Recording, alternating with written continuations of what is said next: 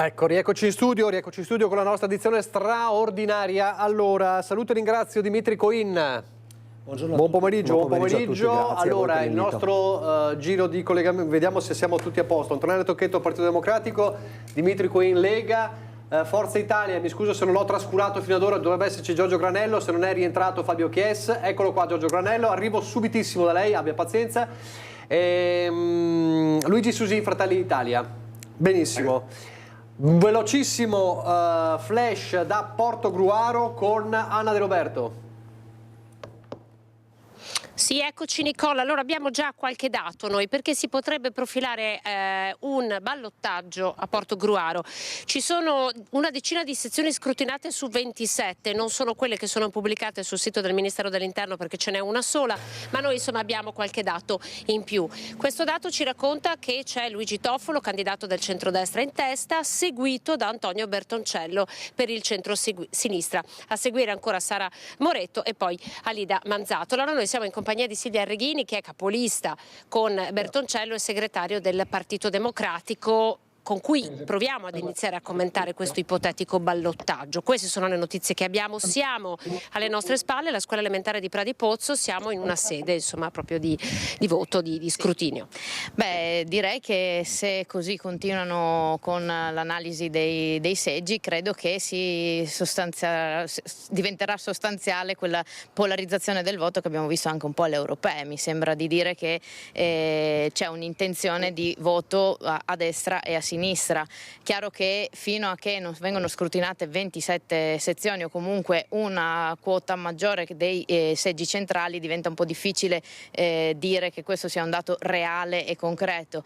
Se questo dovrebbe rimanere il trend, penso che ci sia una polarizzazione del voto che era anche quello che un po' all'inizio abbiamo anche un po' cercato di un po' invitare anche a fare, ecco.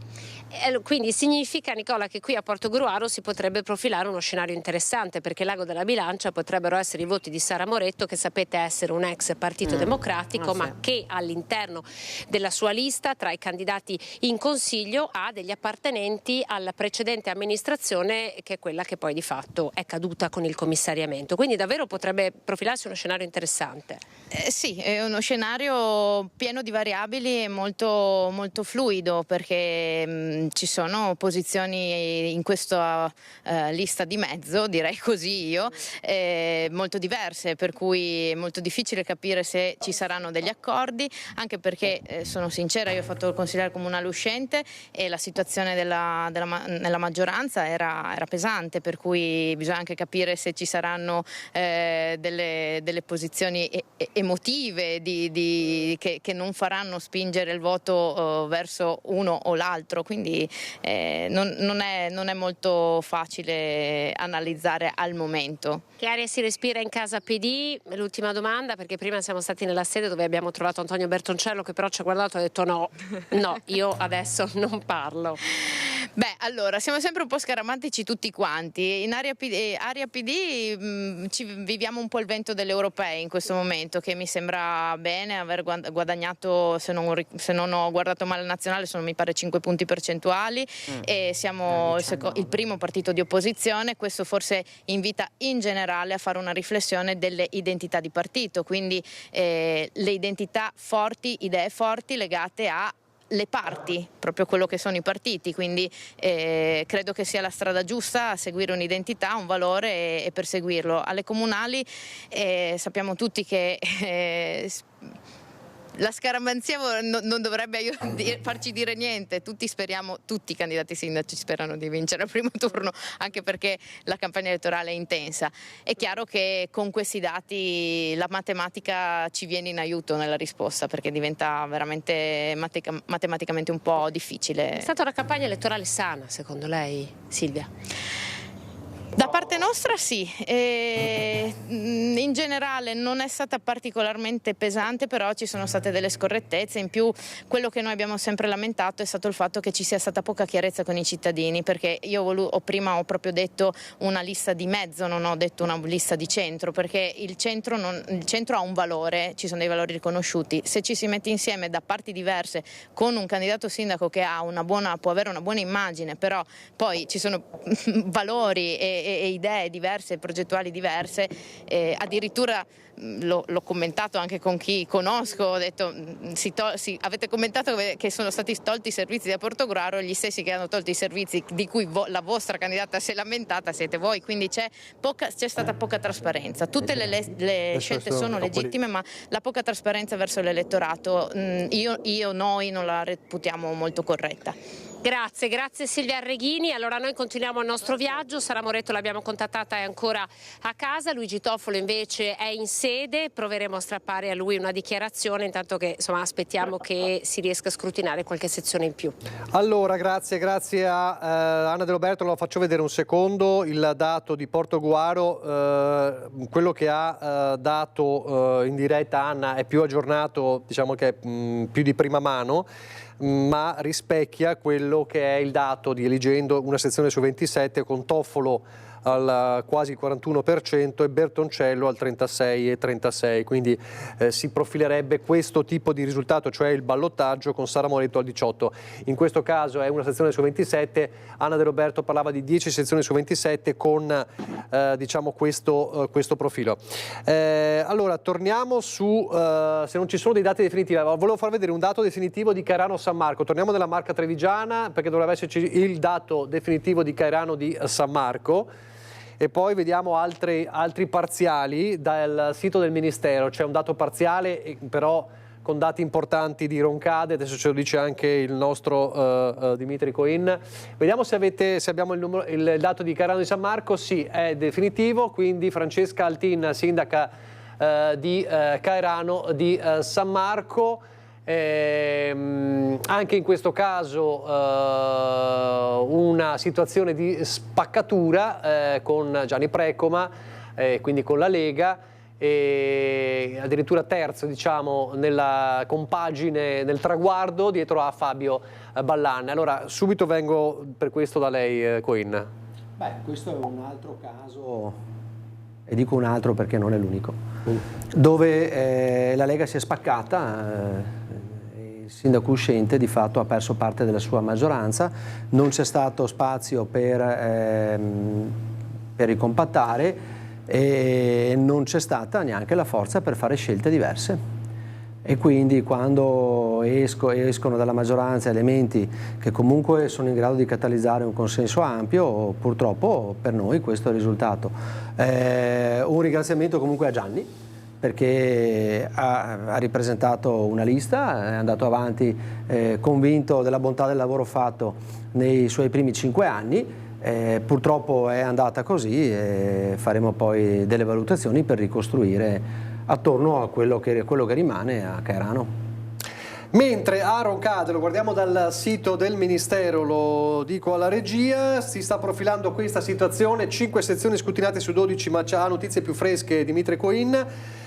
Marco Donadelli in netto vantaggio con 50 e 34%, davanti a Viviane Moro 42 e 53%, davanti poi a Vincenzo Todaro il 7 e 13%, e qui è un ribaltone, diciamo, Tocchetto, si sta avvicinando verso il traguardo, Donadel? Sì, dalle notizie che ho sembra che ci siamo, che lo scrutinio sia oramai concluso o quasi concluso e che con un margine insomma difficilmente recuperabile. Quindi Roncade che andrebbe, diciamo, al condizionale, sì, finché non abbiamo l'ufficialità, che andrebbe al centro-destra.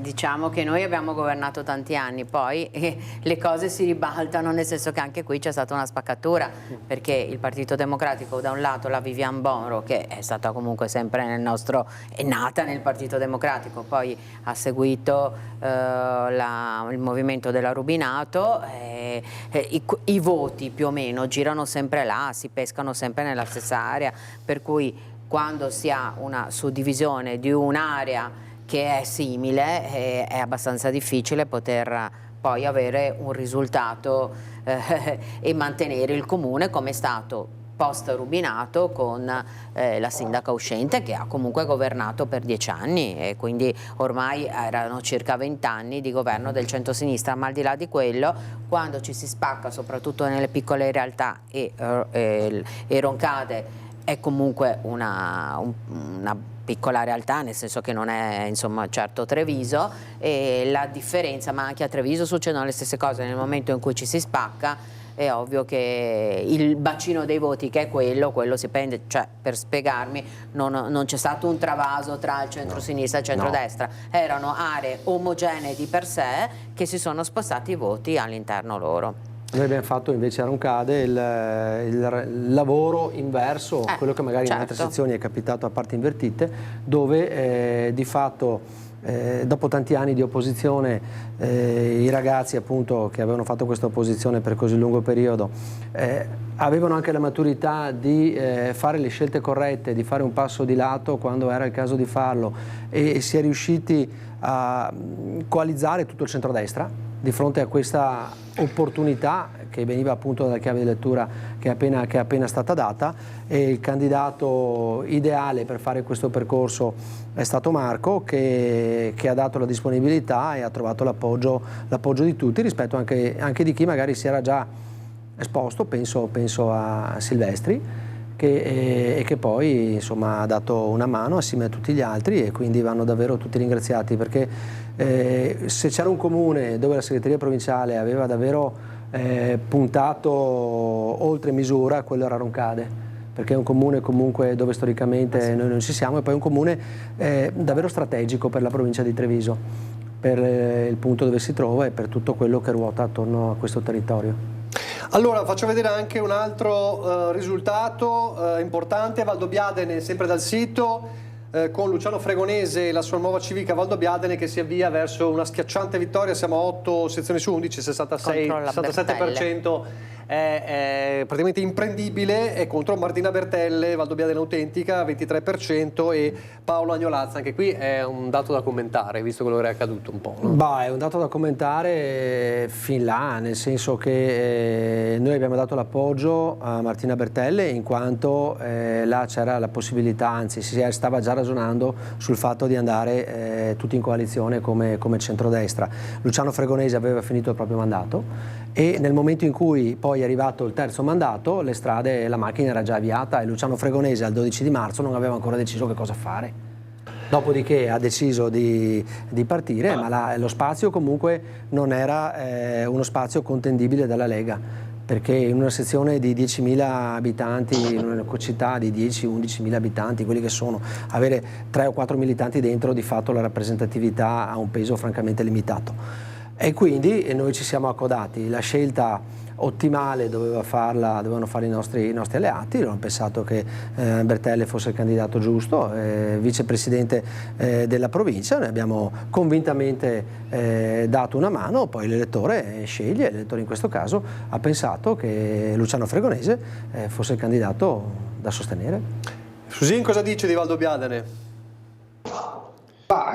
Sì, sono d'accordo con Coin sostanzialmente. Non è che io ho seguito molto la vicenda di Valdobbiadene, per quanto mi riguarda, un po' impegnato sulla partita di Quinto, che tra l'altro vi aggiorno i dati: a Sartori si è fermata a 500 preferenze, minoranza 2034, Durigon 2225, quindi nuovo sindaco. La differenza, cioè proprio battaglia.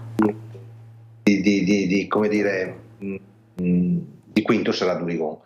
Ecco. E questo è un po' l'aspetto. Come dicevamo prima, la partita delle europee e comunali sono completamente diverse. Ho sbagliato il dato, erano 35%, Fratelli d'Italia ha preso Quinto. Sì, infatti era quella la cosa che... Quindi a Quinto ha vinto Durigon. Sì. Nuovo sindaco Durigon, al Quinto di Treviso. Allora, vedo un'altra, voglio sentire anche Giorgio Granello, mi perdoni se l'ho trascurata. Granello, cosa sta emergendo intanto da questi primi dati delle amministrative, dal vostro punto di vista? In generale, come è stato detto, dove il centrodestra è corso unito, i problemi praticamente non ce ne sono stati. Poi tante dinamiche che hanno un po' definito quelle che sono state poi le liste, le unioni, in tanti casi ci ha avvantaggiato e tante volte invece il risultato finale ci ha penalizzati. Io come Dimitri di solito siamo sempre i sostenitori di un accordo generale, perché il risultato è quello che conta quasi sempre, ma anche perché se lo aspettano i cittadini, perché la compattezza alla fine paga. Poi chiamiamo i risultati complessivi, non ci si accontenterebbe mai, però in linea di massima tante battaglie hanno avuto l'esito un po' predestinato, perché andando separati i risultati possono far emergere qualsiasi criticità. Le criticità si sono viste, siamo tutti in attesa di sviluppi sui comuni più grandi, Vittorio in particolare, e mentre credo che su Mogliano l'esito dei ballottaggi sarà praticamente scontato. Siamo in attesa di questi dati e poi magari potremo un po' anche ripercorrerli. Un peccato magari, perché si poteva ottenere qualcosa di diverso per le nostre amministrazioni locali, ma soprattutto anche in termini futuristici. 18, ma questo è quello ufficiale, ovviamente dopo andremo anche a paese per avere qualche dato un po' meno ufficiale. Comunque per adesso, con una sezione scrutinata su 18 ufficialmente, dal sito del Ministero dell'Interno, Katia Uberti al 68,9%, Giuliana Donati al 31,1%, un caso invece in cui si è tenuto il centrodestra compatto. È una sezione, però la forbice è molto ampia. Lei che ha esperienza, insomma, come Antonella Tocchetto, è riprendibile, anche se sono 17 sezioni che mancano? Beh, al netto del prendibile o l'imprendibile, insomma, Paese è un comune che comunque già prima ancora di andare all'apertura delle urne, sì, sarebbe stata la sorpresa della provincia di Treviso assoluta non vedere un risultato così chiaro, però tutto può succedere, ma insomma mi sembra che l'indicazione vada esattamente in quella direzione. Quindi a Paese in vantaggio, mentre abbiamo visto che ha vinto Durigon, ha quinto di Treviso. Vorrei capire se Lucio Zanato è a Preganziol, perché cerchiamo di capire anche lì come sta andando la situazione. Voi che avete degli input, chiedo. Ma allora, io ho appena scritto adesso ma non mi hanno risposto, ma lì la situazione, diciamo così, come la vede a Preganziolo? Beh, eravamo abbastanza fiduciosi di avere un buon risultato, perché la squadra di Paolo Galeano ha lavorato bene. La candidata sindaca è sicuramente bravissima ed è una della squadra di Galeano, pertanto insomma io penso che non ci siano grossi problemi su Preganziol, come credo che abbia confermato anche adesso il ballottaggio per Mogliano Veneto. Allora, immagino. vi do un parziale leggendo sempre dal sito: 2 sezioni su 15 a Preganziol, però so che Lucio Zanato ne ha di più. Ovviamente è il solito, diciamo, scarto che c'è tra quello che si percepisce dal vivo e la registrazione ufficiale. Comunque 2 su 15 Elena Stocco al 56,8% e Gianni Cestaro al 43,2%. Quindi questo è il risultato con 2 sezioni scrutinate su 15, quindi netto vantaggio Elena Stocco, cioè espressione diciamo del centro-sinistra e della Giunta. È stata 10 anni sindaca. Su Preganziolo è stato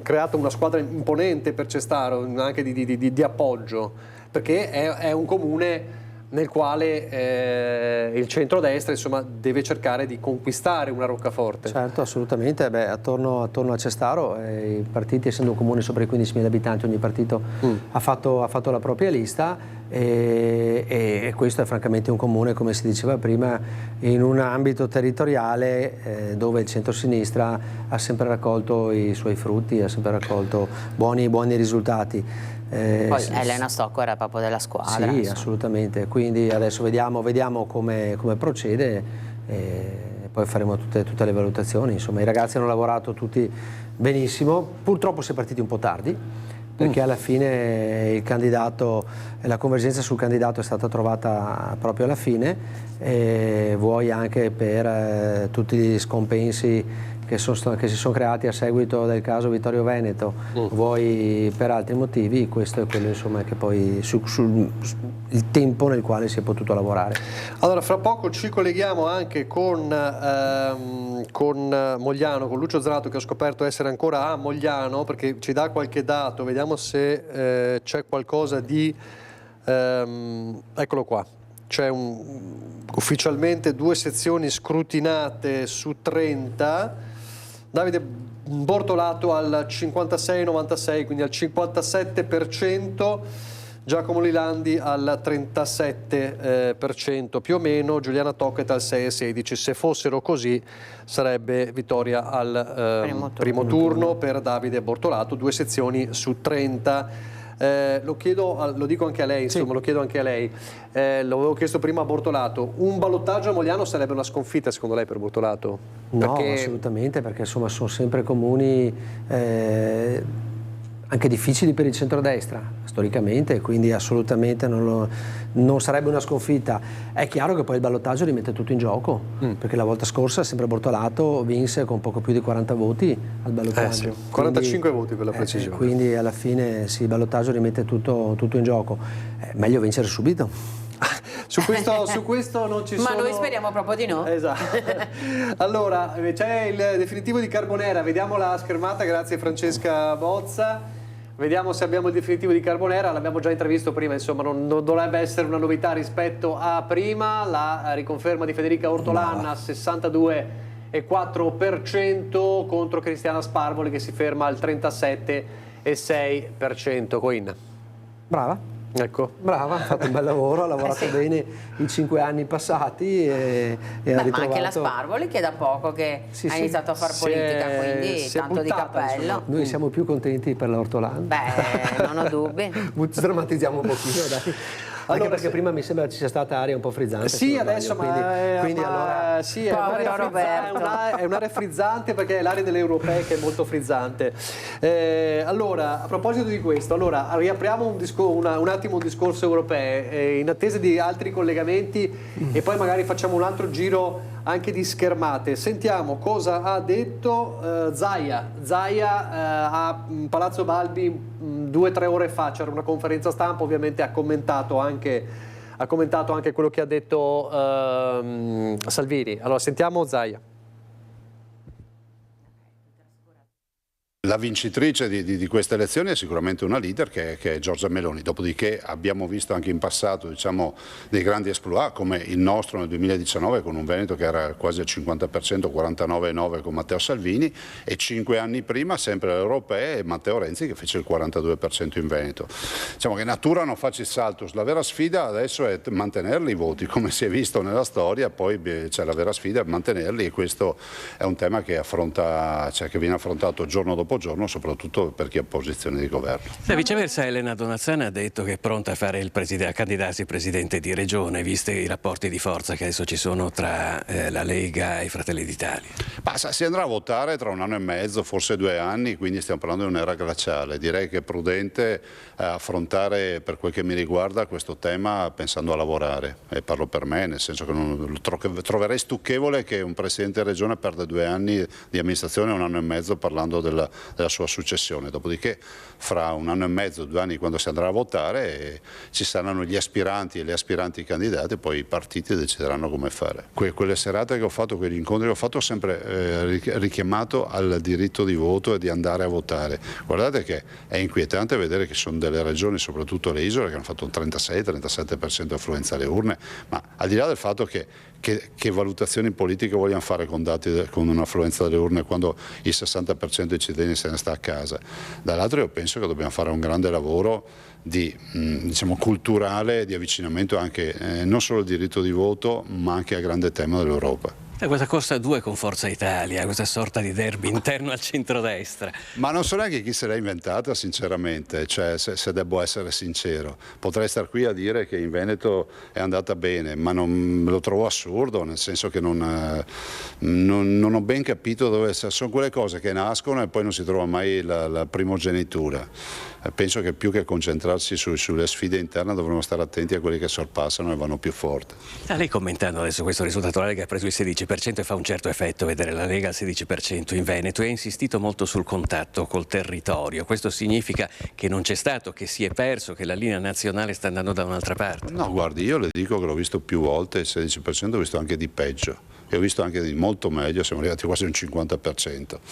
Le dico che varrebbe la pena di ricordare che Renzi nel 2014 ha fatto un 42% in Veneto, che Salvini nel 2019 ha fatto un 49,9% in Veneto, ed oggi mi sembra un 37% di Giorgia Meloni. Il consenso va, diciamo, con delle curve che sono veramente da montagne russe. Vedremo al prossimo giro cosa ci consegnerà. Quale spirito continuerà appunto il suo mandato da domani? Ma guardi, consideri che io ho lo spirito di uno che aveva Renzi al 42% in Veneto e quindi sono andato avanti e ho fatto il 77%. Allora, così Zaia, un attimo solo che... No, non c'è ancora 0 su 11 Caserme ufficialmente, adesso vediamo comunque. Allora, mi fate sentire anche, così poi chiudiamo la questione Lega e voglio sentire dei commenti, anche Marzio Favero che era ospite di Focus col direttore Bacciali, che è andato giù durissimo, credo, con Salvini per quanto poi ha detto in conferenza stampa. Dovreste averlo, ma vabbè, allora lo sentiamo dopo. Coin, si è fatto un gran discutere, ne ha discusso anche Roberto Marcato. Salvini ha detto che è moderatamente soddisfatto del risultato delle europee. Posso ridere? Vedo un sorriso che nasce, no, vabbè. È moderatamente soddisfatto, si può fare sempre meglio, ha detto, però Vannacci il suo l'ha portato e doveva far quello. Lei cosa dice? E da segretario di Treviso sono palesemente insoddisfatto. Perché alla fine adesso vediamo come verranno utilizzati i resti, ma insomma potrebbe essere che per la prima volta Treviso non ha l'europarlamentare, potrebbe essere che se Vannacci sceglie il Veneto, l'area nord-orientale, per la prima volta il Veneto non ha l'europarlamentare, perché Vannacci è il primo e la Cisinte è la seconda. Quindi, dovrebbe esserci Borchia se non c'è... Sì, se decidesse altra parte la Cisint è Borchia, poi se con i resti scatta il terzo entrerebbe Alessandro Manera, e se così non fosse resterebbero loro due. Però se Vannacci volesse scegliere il nord orientale sarebbero lui e la Cisint, quindi su Treviso sono palesemente poco soddisfatto e sul Veneto abbastanza poco soddisfatto, perché alla fine con i numeri è vero che probabilmente il dato dell'altra volta, il 49,9, era comunque un dato esagerato rispetto a quello che magari si poteva esprimere, anche se è un dato che ci piaceva molto, però neanche questo, insomma. Treviso che non... o che è là che deve vedere se riesce a far entrare il proprio europarlamentare, quando comunque è una figura di valore assoluto come Alessandro Manera, sì, non ci può lasciare contenti. Dopo, a livello più ampio, e divago un attimo seguendo un po' la politica estera stando a Roma, mi ha fatto abbastanza, da un certo punto di vista, sarcasticamente anche sorridere e vedere che Macron il giorno prima ci portava in guerra e poi nel momento in cui vede dei risultati elettorali chiede ai cittadini cosa vogliono fare del loro futuro, come se la guerra non fosse un atto determinante per il futuro dei cittadini. Quindi sì, è preoccupante anche vedere che ci sta governando a livello più ampio e la leggerezza con la quale comunicano determinate situazioni che possono avere degli impatti violenti, importanti e determinanti sulla vita dei cittadini e su tutto quello che ne consegue. Adesso sento anche Antonella su questo, perché che Europa emerge dalle europee, che tipo di Europa è altrettanto importante. Restando sulla Lega, lo ha detto Salvini, insomma ci saranno adesso il congresso, ci deve essere un congresso federale. Sì, vabbè, ma al congresso noi parteciperemo quando lo convocheranno. Io penso che noi comunque in provincia di Treviso, riflessione dopo di questo. In provincia di Treviso, per tutti i partiti a livello locale c'è una nuova linea di partenza. Queste amministrative, queste elezioni europee che di fatto hanno trascinato le amministrative, sono state trascinate dalle stesse, di fatto determinano dei nuovi equilibri e dove le segreterie provinciali a livello locale dovranno sedersi e trovare gli equilibri per la gestione ottimale del territorio stesso. Cambia tutto, siamo all'anno zero un po' per tutti adesso, perché cambiano tante dinamiche. A Treviso città il PD è il primo partito, in Veneto dopo Fratelli d'Italia e prima della Lega c'è il Partito Democratico, quindi Forza Italia sta crescendo. Io quello che mi auguro è sempre che ci sia un ritorno a un interesse da parte dei cittadini della politica intesa come rappresentatività democratica, perché quando le forze, le componenti rappresentative sono tutte presenti, ecco che tutti danno il meglio. E quindi cerchiamo di sfruttare questo momento anche noi, che è vero che ha alti e bassi e tutto, però per i prossimi 5 anni il dato reale sarà che la Lega forse avrà un candidato in provincia di Treviso all'Europarlamento e probabilmente no. Io cerco di essere sempre realistico, sono di pochi entusiasmi e faccio fatica a deprimermi. Non è uno che si arrampica sugli specchi? No, diciamo. assolutamente no, bisogna guardare sempre la realtà e quando si è consapevoli di questa si adottano le strategie migliori per migliorare la propria condizione. Sedersi al tavolo delle trattative, con l'alleato significa che adesso il rapporto di forza è cambiato? Era già guardando un po' i comuni come stanno evolvendo, sì, ci sono dei cambiamenti quando vediamo insomma che a Altivole perdiamo, a Caerano non abbiamo vinto e dopo cosa c'è ancora? A Miane, un altro comune, a Morgano, il mio comune dove Daniele Rostirolla, sindaco uscente, ha pensato di fare una lista a trazione sinistra e vedo che Antonella annuisce, anche perché mi sono sentito anche col segretario provinciale del PD, abbiamo condiviso qualche riflessione proprio nei giorni scorsi, e dove guardando il risultato delle europee ieri sera e vedi che il Partito Democratico prende su 2.500 votanti mi sembra 436 o 439 voti, e che i partiti del PD a sinistra assieme fanno 830-840 voti, vuol dire che la sinistra del nostro comune è andata a votare tutta, visto che gli si era messa su un vassoio d'argento la possibilità di ritornare al governo del comune dopo 25 anni. Eccolo qua il dato di Morgano, amministrazione leghista. Dal sito. E quindi quando hai questo non funziona più. Nicola Lazzaro sindaco per certo. Morgano. Poi Elena Pasqualetto siamo secondo, Morgano, sì, certo. E poi Giuliano Pavanetto 19-23 sì, con sì. il centrodestra insomma. Certo. Il centrodestra che perde a Morgano. Allora dall'altro punto di vista invece non è stato possibile trovare un accordo con l'altra lista di centrodestra della Pasqualetto. Vabbè.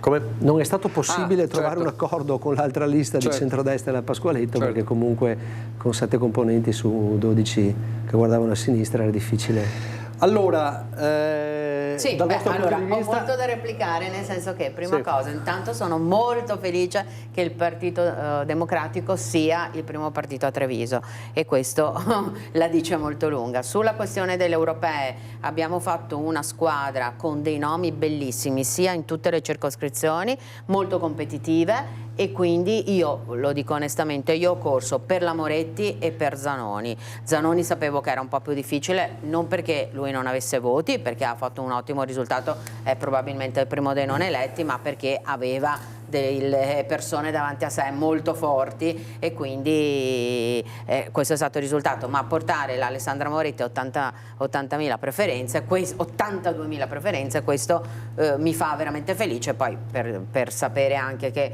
il presidente della Emilia Romagna era sicuramente uno che avrebbe avuto un ottimo risultato, e questo non c'è dubbio. La lezione che noi però abbiamo imparato è quella che uniti si può vincere. In questo caso qui era un'elezione molto di partito, e quindi il risultato è soddisfacente perché il partito è andato molto bene, anche se all'inizio eravamo partiti con sondaggi non certo molto buoni. E quindi arrivare al 24% a livello nazionale è una cosa molto interessante. Questo però, mentre i due litiganti il terzo gode, ci fa aprire una prospettiva sulle regionali dove bisognerà sicuramente fare un ragionamento. Però per tornare alle europee, due dati volevo dire. Quando ci sono momenti di difficoltà, la gente, quella poca, questo è l'altro dato che mi dispiace molto che è andata poca gente a votare, quella poca che va però polarizza. Io lo dico onestamente, sono tanti anni che faccio campagna elettorale, ma per la prima volta mi è quasi risultato più facile prendere voti per il partito, perché o votavano a destra, e quindi Vannacci, Meloni, compagnia, o votavano noi o anche una po' della sinistra che anche con il risultato dell'Alleanza Verdi Sinistra è con la notevolissimo. Salis Certo. molti diciamo così discutevano anche il trattamento che ha avuto questa ragazza, ma al di là di quello queste elezioni hanno portato come dato la polarizzazione del voto e questo mi sembra evidentissimo. La gente non ha più voglia, soprattutto nei momenti di difficoltà, di avere le mezze liste, i centristi che rompono le scatole, no, o è bianco o è nero, chi era da una parte chi era dall'altra. L'altra cosa, Macron, io penso che è l'unica possibilità che lui abbia, perché in questo momento qua è in difficoltà. Se fa subito le elezioni può, come dire al popolo, guarda che qui c'è un rischio forte, che cosa decidete di fare, se no vi prendete colei che ha vinto con ha triplicato o duplicato i voti, la Le Pen, e quindi se la gioca tutta, se la gioca fino in fondo, va a elezioni velocemente, in Italia non si potrebbe nemmeno, quindi lui il 30 giugno va a elezioni e dice questi sono i risultati, o mi date la fiducia o sapete a chi andate in mano, a chi andate. Questa è la strategia, diciamo, di Macron. Mettere il popolo di fronte al dato. Diciamo che è quello, perché il Parlamento europeo è abbastanza, come dire, un po' più spostato a destra.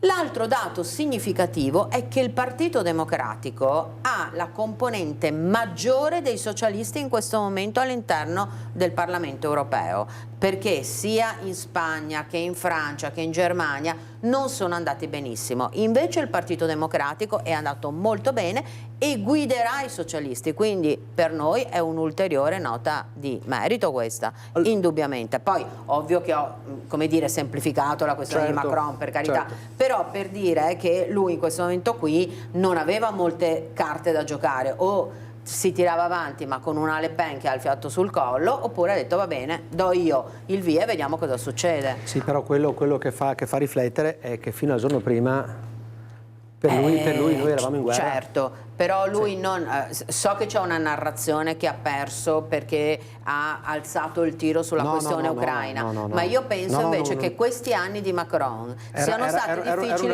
Era una riflessione sì, rispetto... però sono stati difficili sulle pensioni, sulla riforma delle pensioni, sugli studenti che hanno occupato Parigi per tantissimo tempo, sui pensionati, il lavoro precario. Quindi gli ultimi anni del governo Macron, con le scelte che ha fatto, indubbiamente si è messo contro il popolo, e in questo momento qua lui fa anche un referendum, diciamo così, su di lui sicuramente. Allora, mi fate vedere adesso, sento su questo anche Susin e Granello. Mi fate vedere qualche risultato definitivo? Ci sono diversi risultati, vorrei dare un po' qualche schermata per i nostri telespettatori, poi vado da Anna De Roberto. Allora, vediamo un po' così. Allora, Carbonera l'abbiamo visto, Federica Ortolan si riconferma sindaca di Carbonera, battuto Cristiana Sparvoli. Poi Fara di Soligo, eccola, l'avevamo vista, eccola qua, Fara di Soligo, già lo si capiva molto, molto bene prima. Un altro sindaco che si riconferma, Mattia Perincin, con l'85,5%. C'era questo progetto particolare di Sana e Dami Viviani. Poi vediamo Cison di Valmarino, Cristina da Soler al 75,38%, quindi un'altra riconferma. Ancora a Giavera del Montello la vittoria di Andrea Maccari a 46,2%, con davanti a Alessandro Mazzocchella e a Fausto Gottardo. Giavera che ieri ha vissuto una giornata drammatica sul fronte del maltempo, 46,2%, e quindi Ecco, questo è un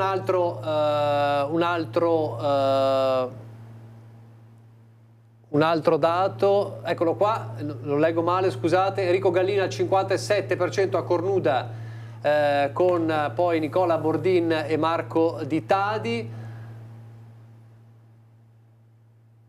Lamberto Marini a 50,86 a Macerata sul Piade per pochissimi voti. 70. Sul filo di lana ha battuto Floriana Casellata, che credo che era un grande ritorno, diciamo, sì. anche se non con diciamo, il simbolo del Partito Democratico, e quindi Marini che si riconferma alla guida. Ci sono altri, credo, altri sindaci eletti di altre province. Fatemi sapere se riusciamo ad avere altri dati, e se no andiamo. Crocetta ha vinto Marianella Tormena. Crocetta, quindi la riconferma di Marianella Tormena. Altri, beh, ce li dica lei intanto, dai, così. No, quelli che ho visto così prima, che ho aggiunto. Mi manca il dato di Mansuè che non ho visto. Adesso lo vediamo dal sito di Eligendo. Nel frattempo lo stesso, Meduna, c'era solo una lista con Arnaldo Pitton, Miane, Colmellere ha perso, Mogliano, Monastier non...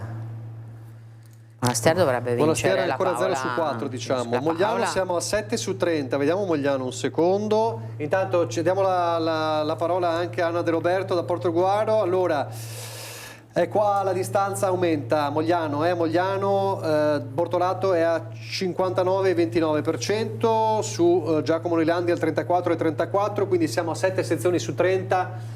Il dato è un dato che porterebbe, se confermato, se questa resta la forbice, alla vittoria al primo turno di Davide Bortolato, ma siamo a 7 su 30 ufficialmente. Adesso fra poco andiamo da Lucio Zanato per avere il polso della situazione, ma il polso della situazione ce lo dà anche Anna De Roberto a Portogruaro. Allora, come sta andando?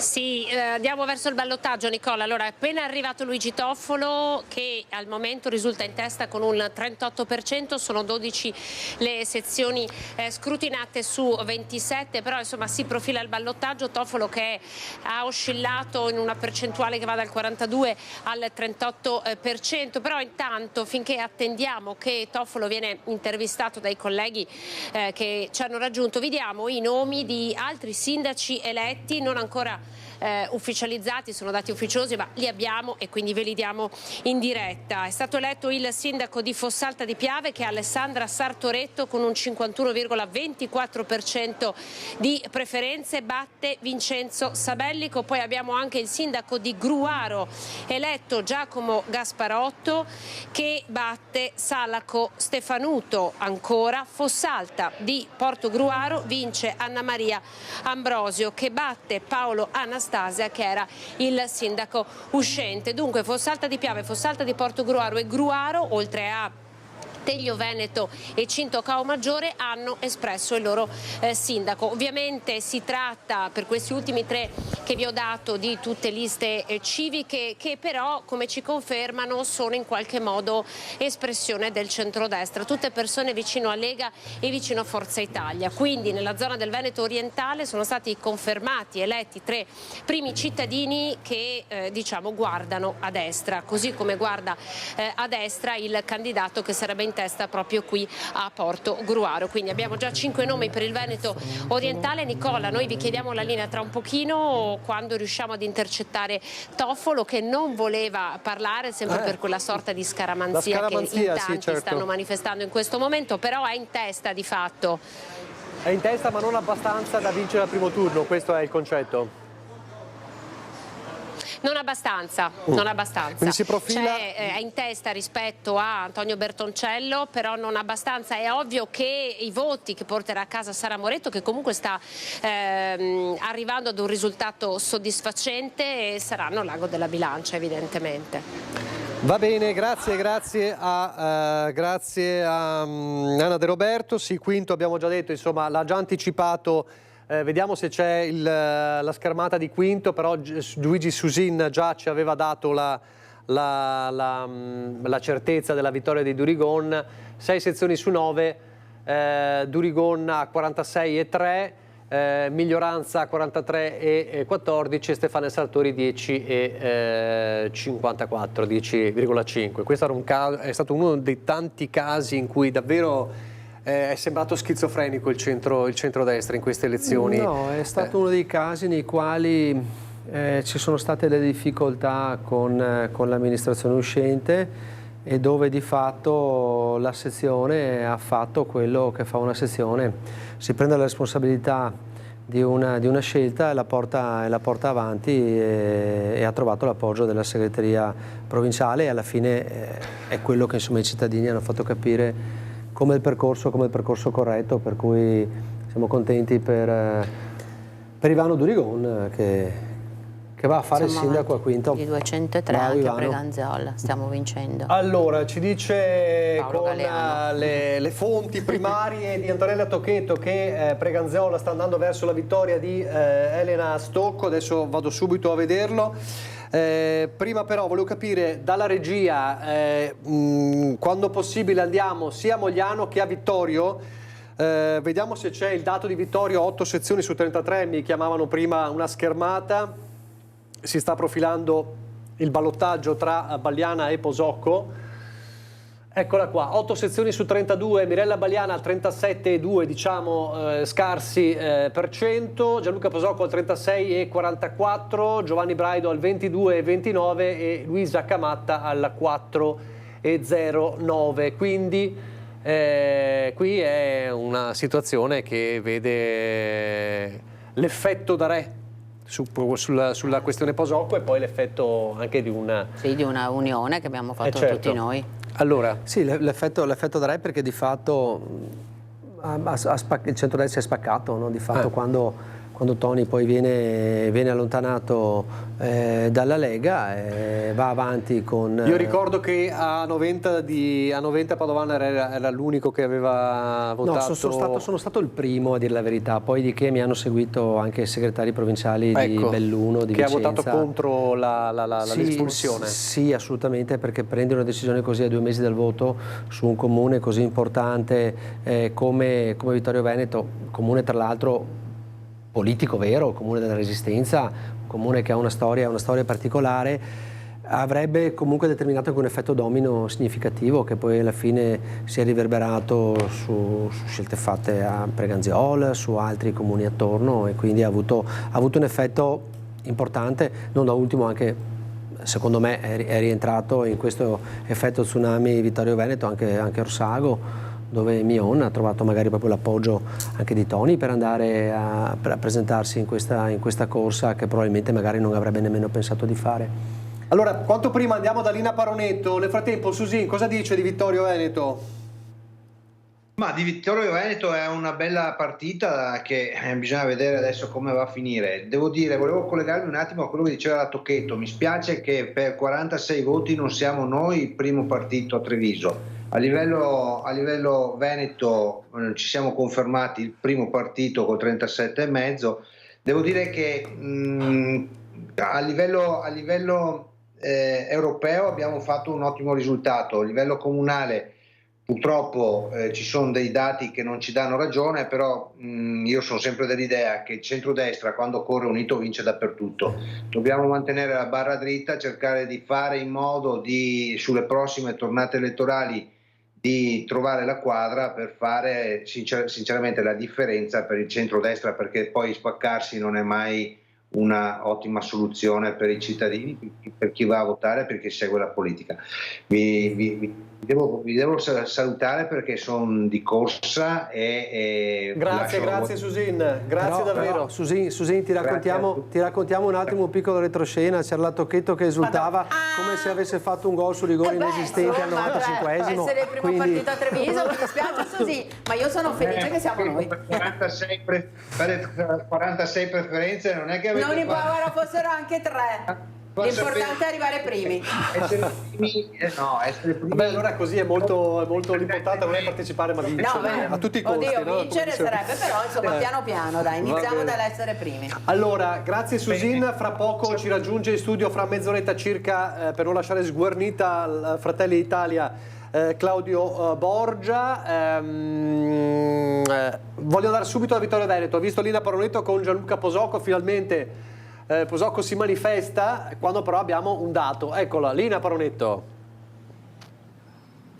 Esatto, finalmente Gianluca Posocco si manifesta, come hai detto tu Nicola, eccolo qua, sorridente, perché comunque si va a un ballottaggio che non sarà semplice probabilmente per nessuno dei due sfidanti, ce l'ha detto anche Mirella Bagliana, ma che è costato fatica, insomma. Sì, impegno, fatica, però alla fine sembra che ci sarà il ballottaggio tra la Mirella e il sottoscritto, sì.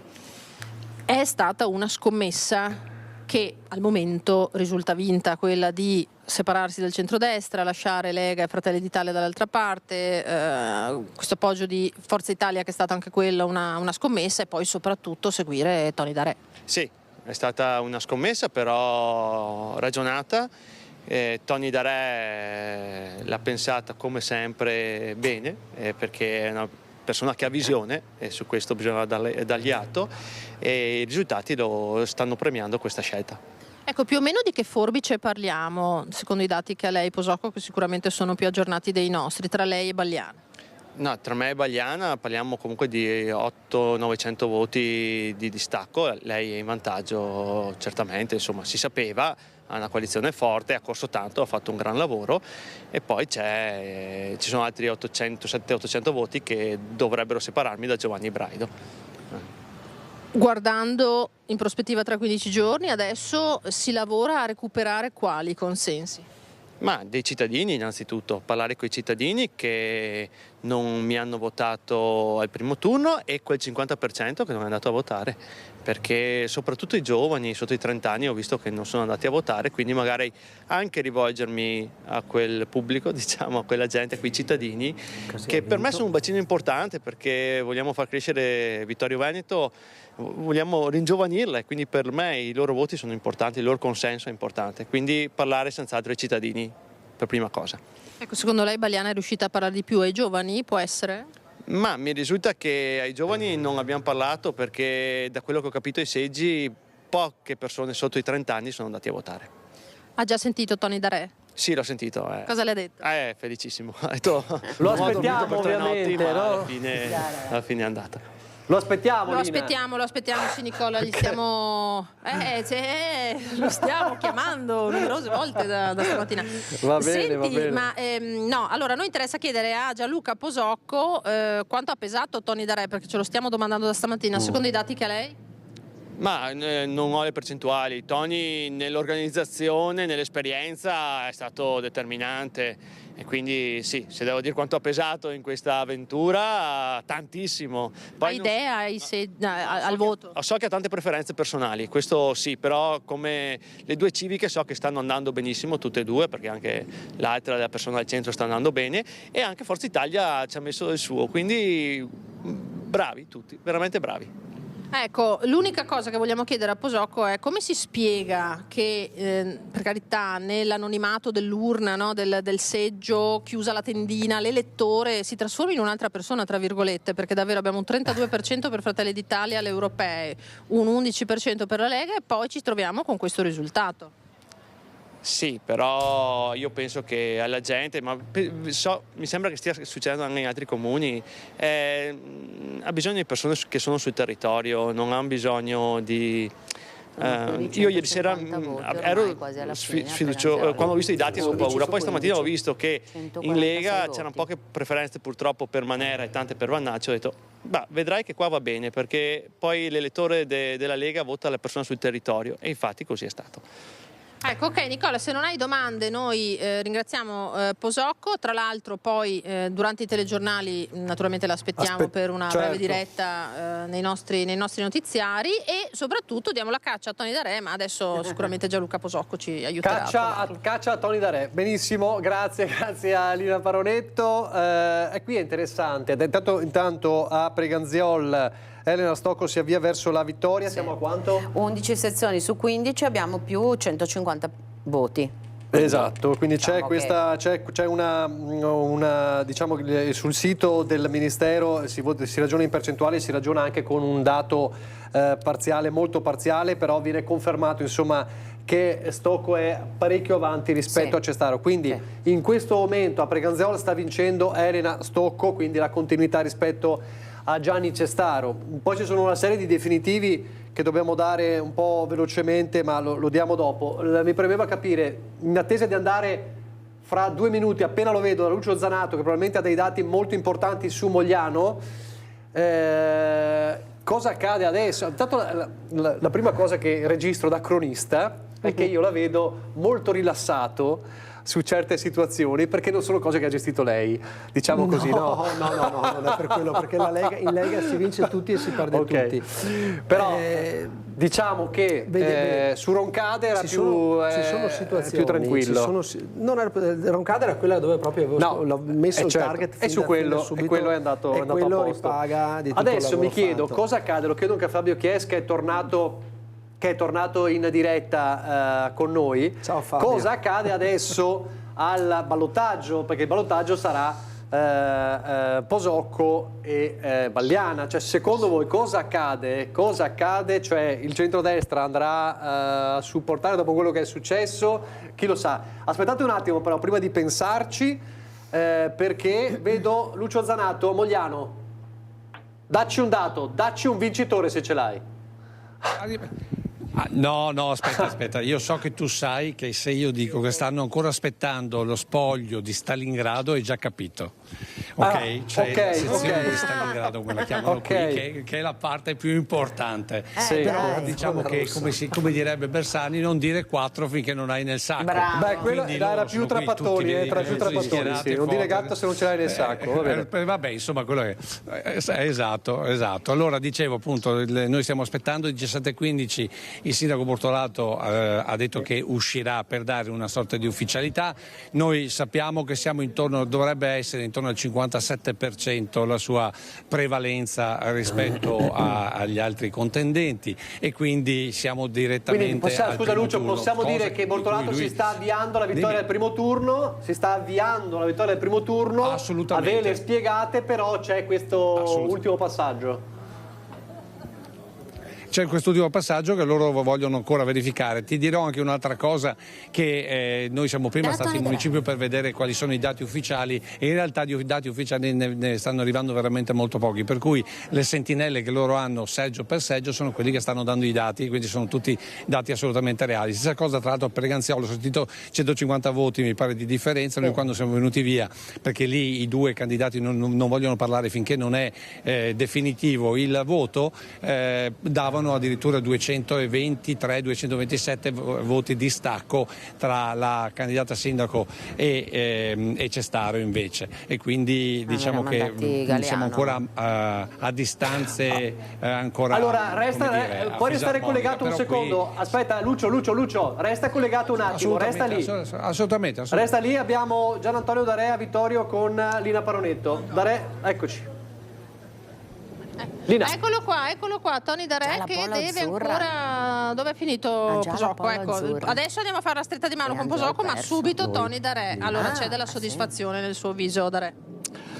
Ma era una battaglia tanto politica quanto più che amministrativa per me. Naturalmente io sostengo e sostenevo e continuerò a sostenere il vice sindaco, candidato a sindaco Gianluca Posocco. Non era facile, era sicuramente difficile, le elezioni europee travasano voti comunque anche sulle amministrative, però avevamo una bella squadra, veramente delle belle persone. Ringrazio tutti i consiglieri della mia lista e anche delle altre liste che hanno corso tantissimo, perché il risultato è un gioco di squadra, non è certo il risultato di un singolo. una mia soddisfazione personale, certo che sì. Ecco, allora però sveliamolo, lei aveva detto io prenderò più preferenza della Lega, sta succedendo? Ma io ho detto voglio fare una lista civica mia per prendere un voto in più della Lega, perché ripeto sono della Lega, ho votato Lega nonostante sia stato espulso, perché questo è il mio partito, il mio movimento politico, ci sono delle divisioni intestine che stanno logorando la marca e non solo, però diciamo bisogna trovare una quadra al di là di Salvini, con Salvini, cioè bisogna sedersi a un tavolo e capire che il territorio va difeso e va difeso con le idee.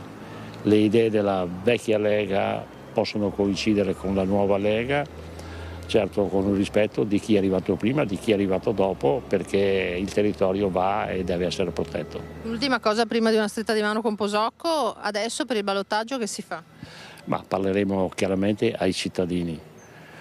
Il primo sopra i 15.000 il voto è politico, dopo è un voto diciamo tra uomo e donna in questo caso. Parleremo con i cittadini, le cittadine vittoriesi per proporre un nostro programma amministrativo che possa essere soddisfacente per la città.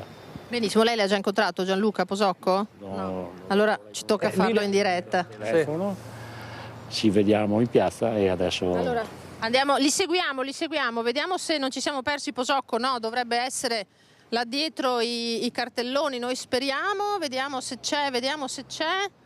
No, non c'è, sarà andato alla sede elettorale. Allora dai, andiamo tutti insieme. Nel frattempo, Lina, sì.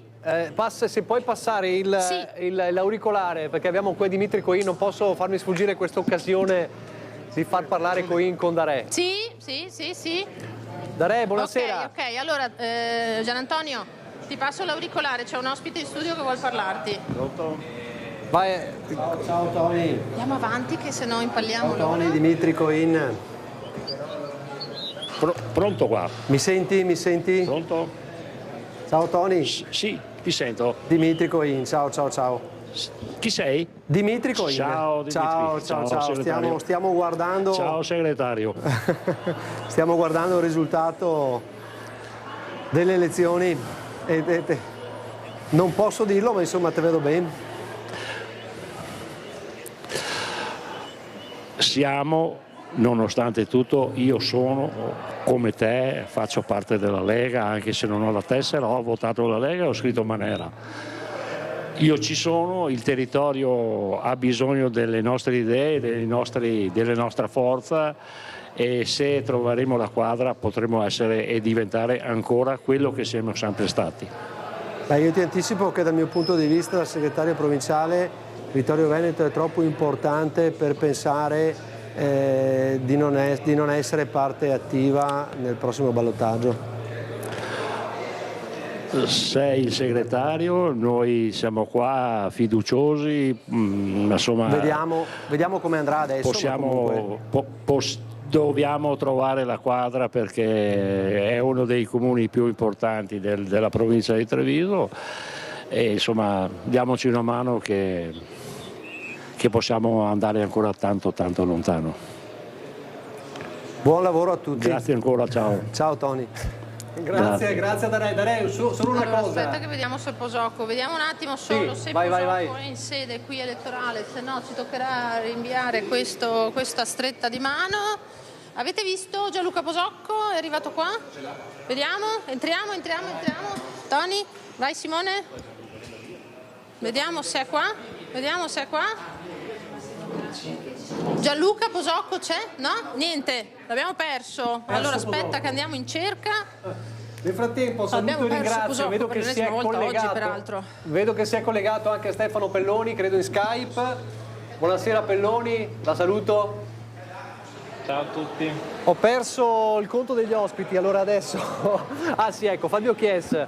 Chies, cosa accade secondo lei? Allora, abbiamo visto questo momento fantastico di realpolitik, di dialogo, insomma, così come potrebbe essere, insomma, un incontro che si fa a Vittorio Veneto tra Dimitri Coin e Gian Antonio Darè, quindi con una eventuale possibile apertura per il ballottaggio, perché l'obiettivo è troppo importante per... Adesso vediamo come va a finire. Intanto ciao Fabio. E vediamo come va a finire questo primo turno, ma poi insomma Vittorio Veneto è comune troppo importante per pensare comunque che sfugga al centrodestra, e quindi da domani mattina ci sentiremo anche con la sezione, ne parleremo anche con la segreteria regionale nostra come direttivo provinciale, e vedremo di trovare il percorso migliore affinché si ottenga e si giunga al risultato.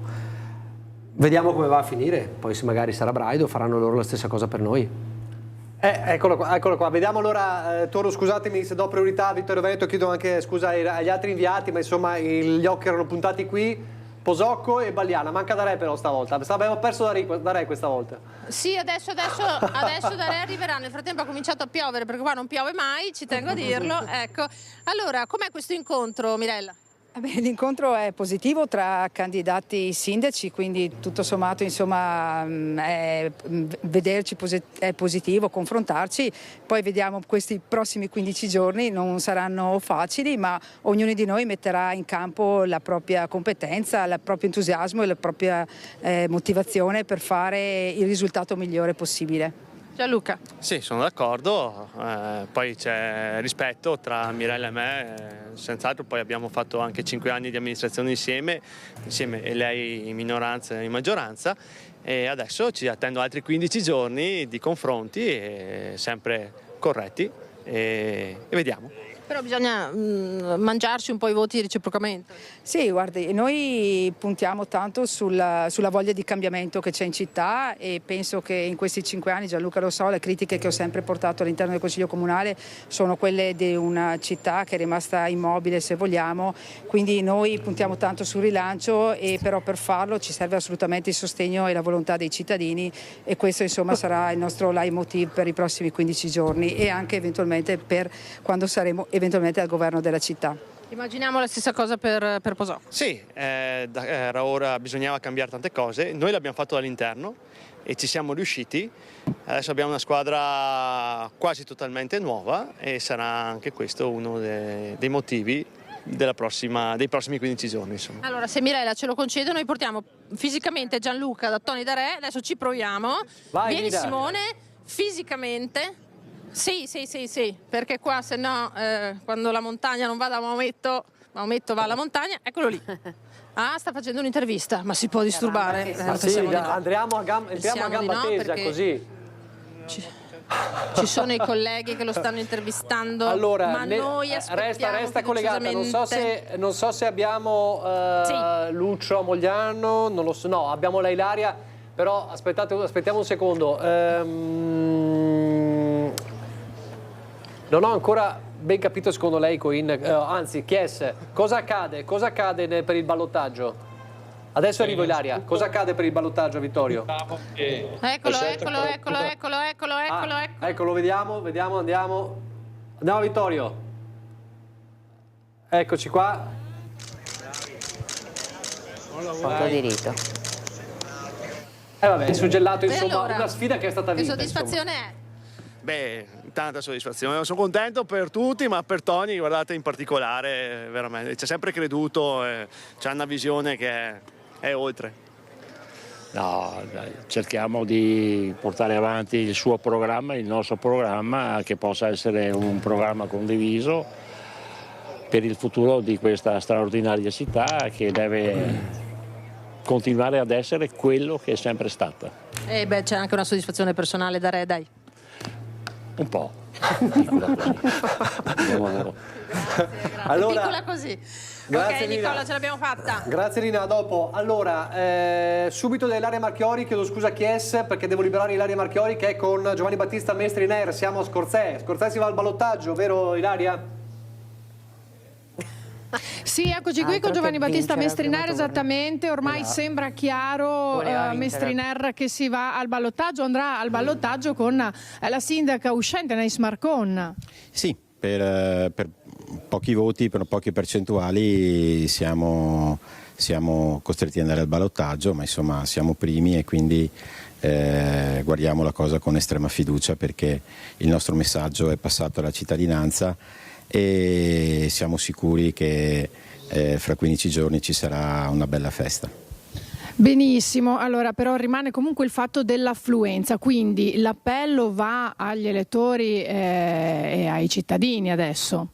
Beh, certamente, noi non facciamo giochetti intrallazzi di partito, accordi con questi e con quelli, noi siamo quelli che ci siamo presentati, continueremo così, siamo convinti che i cittadini apprezzeranno la coerenza, la lealtà che abbiamo nei loro confronti soprattutto, e non ci presteremo a giochi di potere.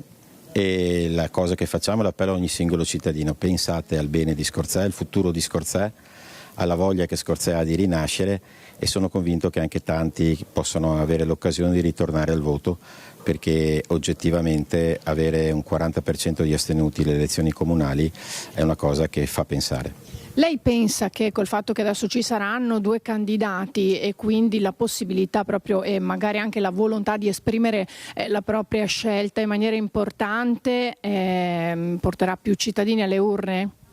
Non lo so, quello che però ritengo giusto e opportuno dire è che i cittadini hanno in mano il loro futuro e lo possono esprimere. Le scelte adesso sono 2, sono secche. Da una parte c'è l'Arca di Noè, dall'altra ci siamo noi. Se vogliamo dare stabilità al comune non dobbiamo che andare avanti per la strada che abbiamo già intrapreso, e quindi abbiamo la voglia e la volontà di farcela e di esserci. E c'è un messaggio, si sente di dover dire qualcosa a quella che ormai è la sua sfidante? No, nessun messaggio. Da lei abbiamo ricevuto solo insulti, calunnie, contumelie, cose vergognose in una campagna elettorale. Lei si è prestata a un gioco sporco fatto contro di noi, quindi non ho nessun messaggio da dirle, se non: Nice, sei cambiata molto da quando eri con noi.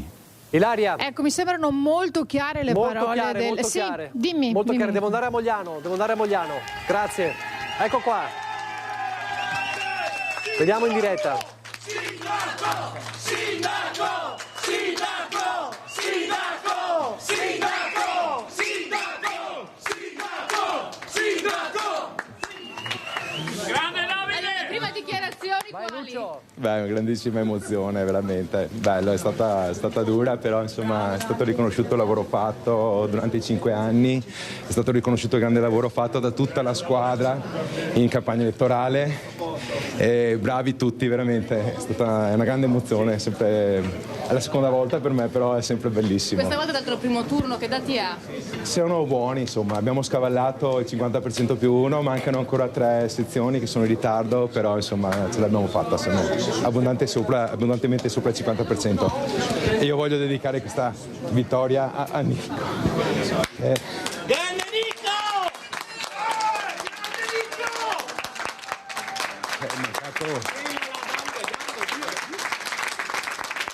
qui con noi, ieri purtroppo è mancato, è stato un grande consigliere, il suo spirito ci ha aiutato sicuramente.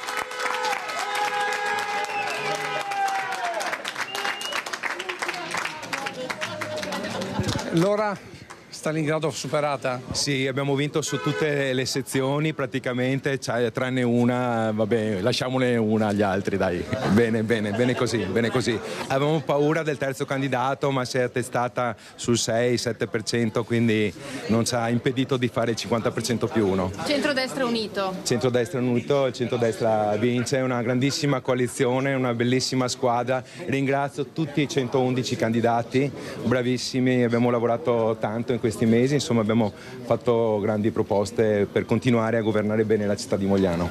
Qual è la prima cosa da fare adesso? Ce ne sono tante, la prima l'ho anche già annunciato, insomma dedicheremo, festeggiare naturalmente, dedicheremo una piazza ai volontari di Mogliano, perché se lo meritano, abbiamo tantissimi volontari in città e si meritano di avere una piazza dedicata a loro. Bene, allora adesso davanti al municipio? Sì, assolutamente, a festeggiare. Allora seguilo Lucio, seguilo.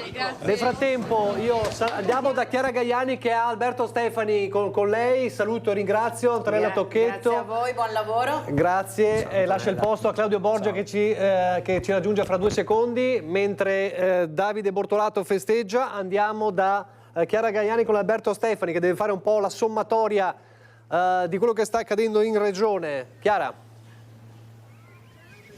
Sì, buongiorno Nicola, buon pomeriggio ai telespettatori, con Andrea Benetti siamo a Borgoricco. Intanto vi do un dato, prima insomma di toccare qualche tasto dolente. Nel suo comune, sindaco eletto Gianluca Pedron, lei è il consigliere più votato, Alberto Stefani. Sì, è una soddisfazione, tra l'altro non ho avuto grande tempo ovviamente per fare campagna elettorale, però questo è uno dei tantissimi comuni che abbiamo vinto oggi. La Lega sta dilagando nei piccoli e medi comuni, questo è un risultato che ci aspettavamo, perché insomma è sempre stato il nostro core business dal punto di vista politico e si sta confermando così. In provincia di Padova abbiamo vinto il 95% dei comuni finora. E questo per esempio anche l'altro grosso test, Rovigo, anche lì sta andando bene? Sì, a Rovigo i primi dati sono molto positivi, adesso attendiamo ovviamente perché lì c'è l'eventuale secondo turno, speriamo di vincere già al primo turno, caso contrario andremo a vincerla al secondo turno. Valeria Cittadin, candidata tra l'altro molto valida, preparata, vicina ai temi della città e soprattutto una persona che merita davvero. Per quanto riguarda invece le europee, forse addirittura vi aspettavate quasi di andare peggio?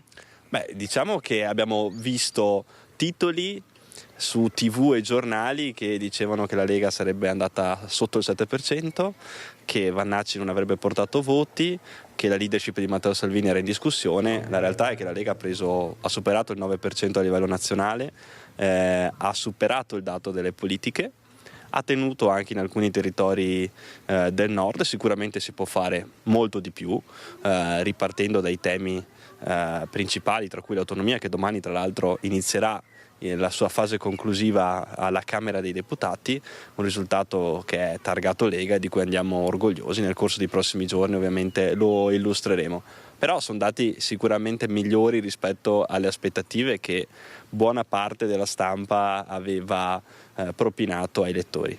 Però insomma ne avevate 18 europarlamentari come Italia Nord-Orientale, sono 10, Veneto per ora non c'è perché neanche il seggio di Borchia è sicuro, sicuramente insomma non è andata bene.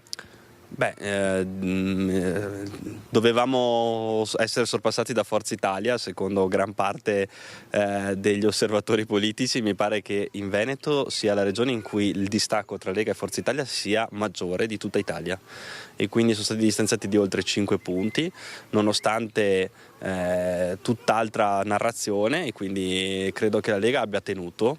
Sicuramente si può fare di più, questo è indubbio. È anche vero che fare un confronto con i dati del 2019, ricordando che quei dati riguardavano comunque il merito di Matteo Salvini di aver bloccato gli sbarchi clandestini nel 2019 e aver anche subito 2 processi per i quali è ancora oggi imputato, mi sembra davvero poco opportuno fare un confronto su dei risultati e dei meriti della stessa persona. Sicuramente c'è un margine di crescita qui in Veneto. Vorrei anche sottolineare che Fratelli d'Italia e Lega hanno un elettorato che si sovrappone per gran parte di esso, e quindi nel momento in cui Fratelli d'Italia fa un ottimo risultato è normale che il margine di crescita della Lega sia limitato. 1 su 2.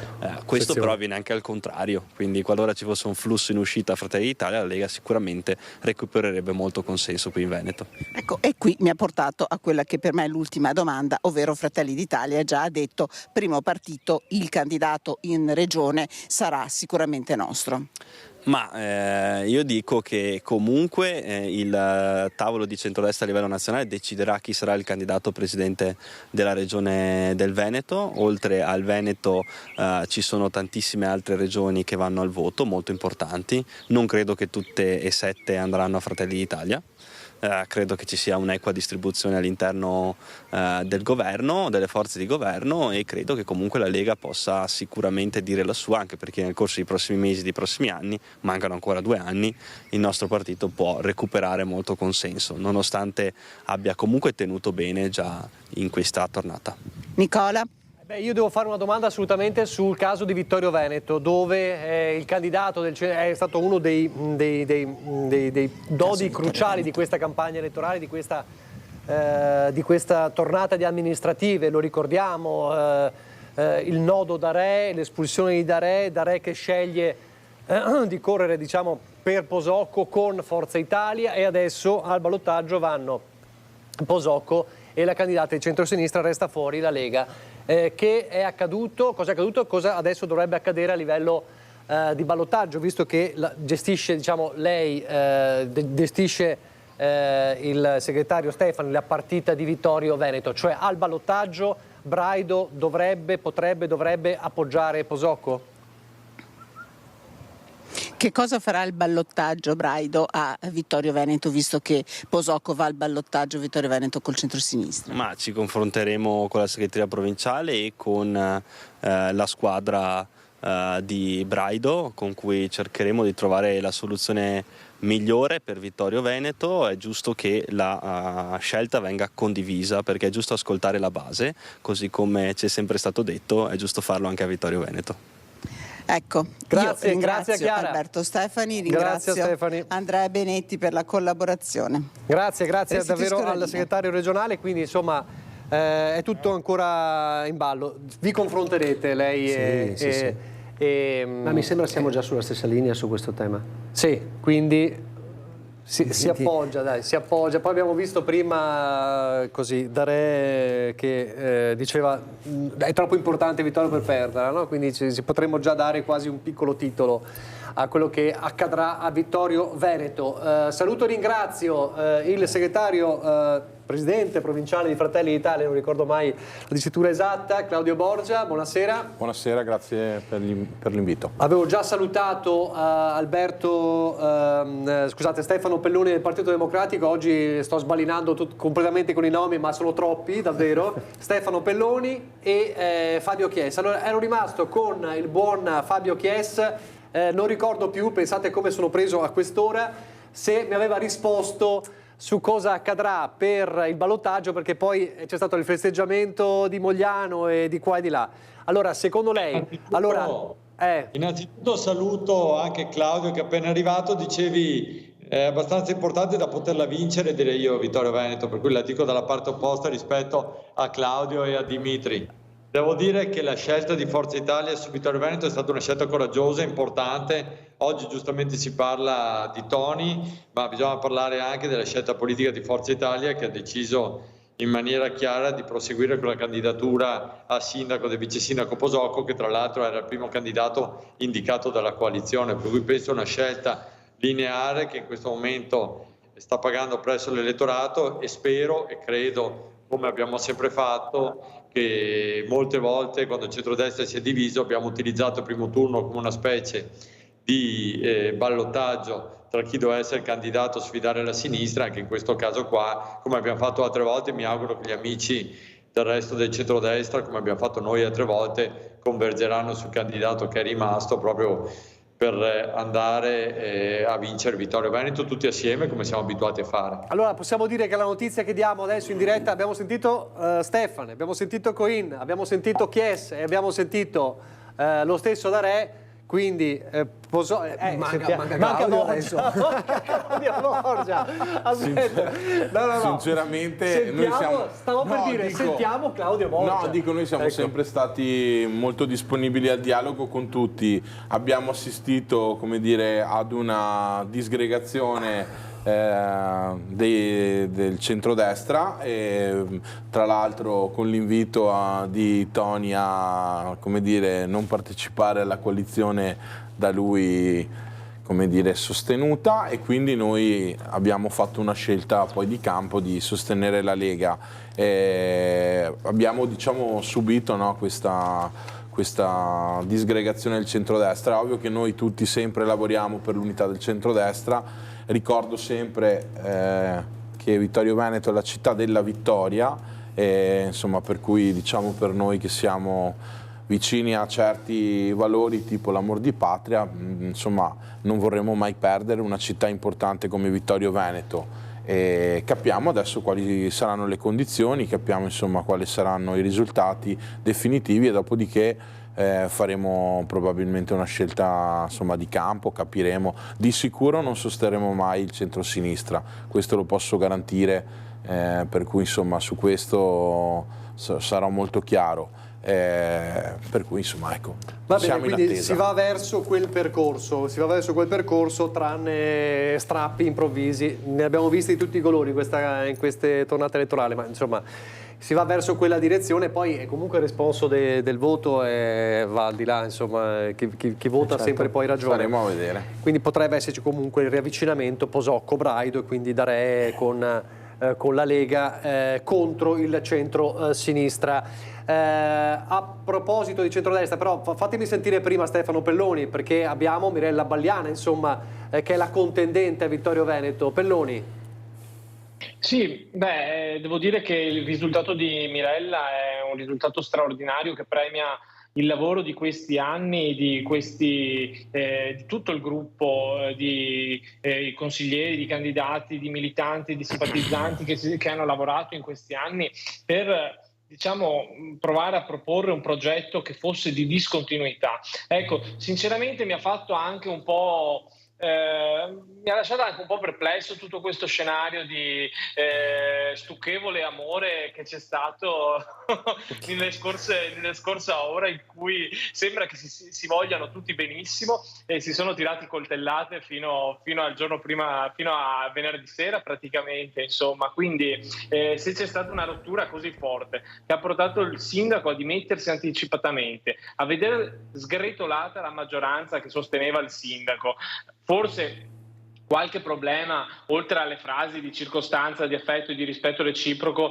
io penso che ci sia stato. Io penso che Vittorio meriti molto di più di questo, meriti un progetto serio, chiaro,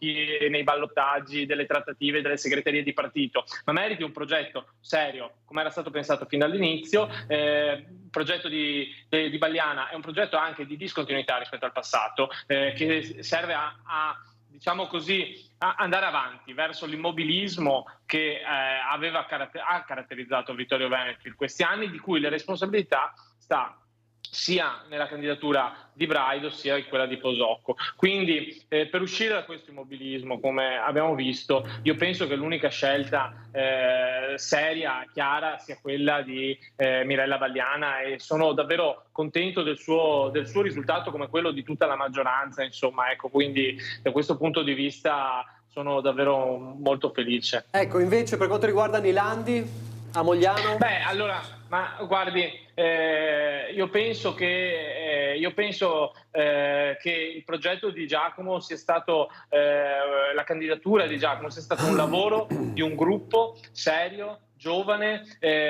in cui spesso erano alla prima esperienza amministrativa, hanno fatto una campagna elettorale piena di entusiasmo, davvero che raramente si vede in politica, nelle amministrazioni locali. È un progetto che secondo me troveremo, è serio, ha un'idea di lungo termine di città, e quindi se questa volta è andata male, io penso che tutto quel gruppo di persone che si sono riunite, si sono avvicinate alla politica, che magari ne erano fuori da tanto, magari non l'avevano mai fatta, io penso che portato avanti, facendolo crescere in questi 5 anni di amministrazione, avranno ancora più l'ambizione di presentarsi nuovamente per proporsi di nuovo al governo della città. Quindi questa è una palestra per il futuro, diciamo, una palestra sì, quella di oggi. Giacomo è giovane, il gruppo che lo ha sostenuto è altrettanto giovane. Io penso che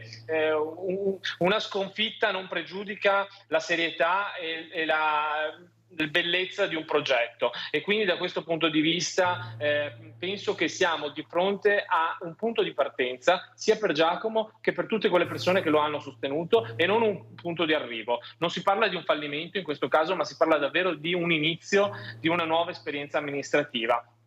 è iniziata con un sindaco, Bortolato, che sapevamo essere in grande vantaggio, che aveva 7 liste a suo sostegno, e quindi con ancora più coraggio, con quell'entusiasmo che hanno anche magari i più giovani, Giacomo si è presentato comunque e secondo me con un progetto davvero serio. Penso che questo gli verrà riconosciuto, anche se non dal punto di vista elettorale, per la passione che ci ha messo in questi mesi e che ci metterà, sono sicuro, nei prossimi 5 anni. Allora andiamo da Anna De Roberto, che vedevo prima a Portogruaro, dove si sta profilando il ballottaggio. Anna, ecco, sei con il candidato del centrodestra, Toffolo se non sbaglio, se non ho i miraggi, perché a quest'ora posso avere i miraggi. Ecco, vai. No, è lui, tra l'altro è arrivato lui e sono arrivate anche le prime casse di Prosecco, io le ho viste entrare dentro la sede, gli animi si stanno un pochino distendendo, Toffolo, lo possiamo dire, siamo a 19 sezioni scrutinate su 27, Toffolo si sta assestando attorno al 39%, 39-40%, mentre Antonio Bertoncello, centrosinistra, si ferma al 31,61%, Sara Moretto 23%, Alida Manzato siamo intorno al 5%, dunque un 40% è un risultato che vi soddisfa ma che di fatto vi porta al ballottaggio. Certo, sì, un bel risultato, ovviamente bisogna puntare in alto per raggiungere dei buoni dati, comunque siamo primi, la coalizione ha dato una sua offerta politica, la gente lo ha capito, certamente avevamo dei competitor abbastanza agguerriti sia nella campagna elettorale sia per la loro storia politica, sia un ex sindaco pluridecennale e una ex deputata, anche questa pluridecennale, quindi con grande esperienza. I partiti hanno dato prova di compattezza, hanno fatto un bel risultato e sicuramente adesso vedremo cosa fare. Per il ballottaggio posso anticiparle che già non mi pronuncio, perché sarà una decisione collegiale assolutamente da valutare. Ci sono i fautori del non apparentamento e invece quelli ovviamente dell'apparentamento, quindi una situazione che è molto fluida e vedremo nei prossimi giorni. Una situazione molto delicata proprio perché questo centrodestra compatto, che quindi l'ha portato a questo 40%, può essere l'ago della bilancia per capire insomma i voti di Moretto, che sono un buon 23%, dove andranno. Ricordiamo che all'interno della lista di Moretto ci sono ex componenti insomma della vecchia giunta che di fatto poi ha sfiduciato il sindaco. Sì, diciamo ci sono questi ex, ce ne sono alcuni che non hanno sfiduciato e a un paio che invece hanno contribuito alla sfiducia, e sui quali questo però posso dire sinceramente è un grosso problema per noi, perché non si possono accettare questo tipo di relazioni, perché hanno creato un buco di oltre un anno e mezzo di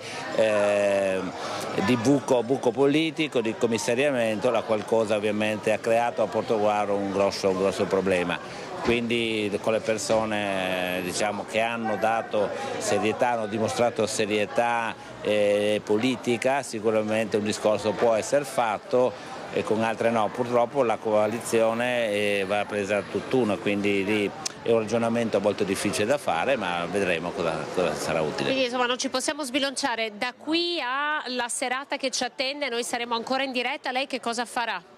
Ma penso che andremo a mangiare qualcosa tutti assieme per distendere un po' gli animi, perché è stato un mese abbastanza intenso e quindi vorremmo un attimo prenderci un po' di pausa per dover riprendere un paio di settimane. Non incontrerà nessuno quindi Moretto? Sicuramente non oggi, no.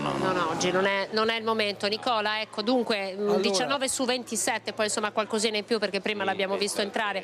Resta di fatto confermato il ballottaggio con un 40% contro il 31%. Benissimo, grazie Anna De Roberto, quindi sarà ballottaggio a Portogruaro come sarà ballottaggio annuale, ce lo raccontava prima anche rimanendo a Venezia Ilaria Marchiori. Volevo vedere velocemente 12 dai Ligendo dal sito del Ministero il dato di Spinea, anche qui 12 su 26, Franco Bevilacqua al 47,2%, stacca Claudio Tessari, espressione del centrodestra unito, al 29,97% e la sindaca uscente, questo è un altro caso di centrodestra spaccato, Martina Vesnaver, in realtà non uscente ma commissariata, diciamo così, perché è stata commissariato il comune di Ispinea, diciamo l'ultima sindaca, Martina Vesnaver, fuori dai giochi, ma essendo uno dei comuni che va al ballottaggio, che potrebbe andare al ballottaggio, non basta per adesso a Franco Bevilacqua quel 47,2% su 12 sezioni su 26 per vincere al primo turno, quindi si può profilare, e fra poco raggiunge Spinea la nostra Ilaria Marchiori, si può profilare un altro ballottaggio in questo caso. Sappiamo che sarà ballottaggio a Vittorio Veneto, e dovrebbe essere ballottaggio anche in tanti altri comuni. Si profila il ballottaggio anche a Bassano del Grappa, ma io chiedo poi chiedo aiuto ai miei colleghi delle redazioni, perché sono tanti, davvero tantissimi comuni, è facile perdere il conto. Allora, Lucio Zanato a Preganziol, dove invece c'è credo, ma chiedo anche qui aiuto perché ero rimasto a una Elena Stocco quasi imprendibile, quindi vorrei avere una certezza di questa situazione di Preganziol. Fatemi capire se abbiamo un dato aggiornato di Preganziol, perché io avevo Preganziol con Elena Stocco verso la vittoria, vorrei non essere smentito in questi minuti. Voi avete un dato su Preganziol? Guardi, da quello che so siamo... Eccolo qua, 2 sezioni su 15 però. Sì, siamo distanti 200 voti. E è ovvio che insomma sapevamo che quella era una partita difficile, Preganziol è chiamata la Stalingrado della Marca, e ci siamo caricati la responsabilità di proporre un nome che insomma potesse rompere gli schemi.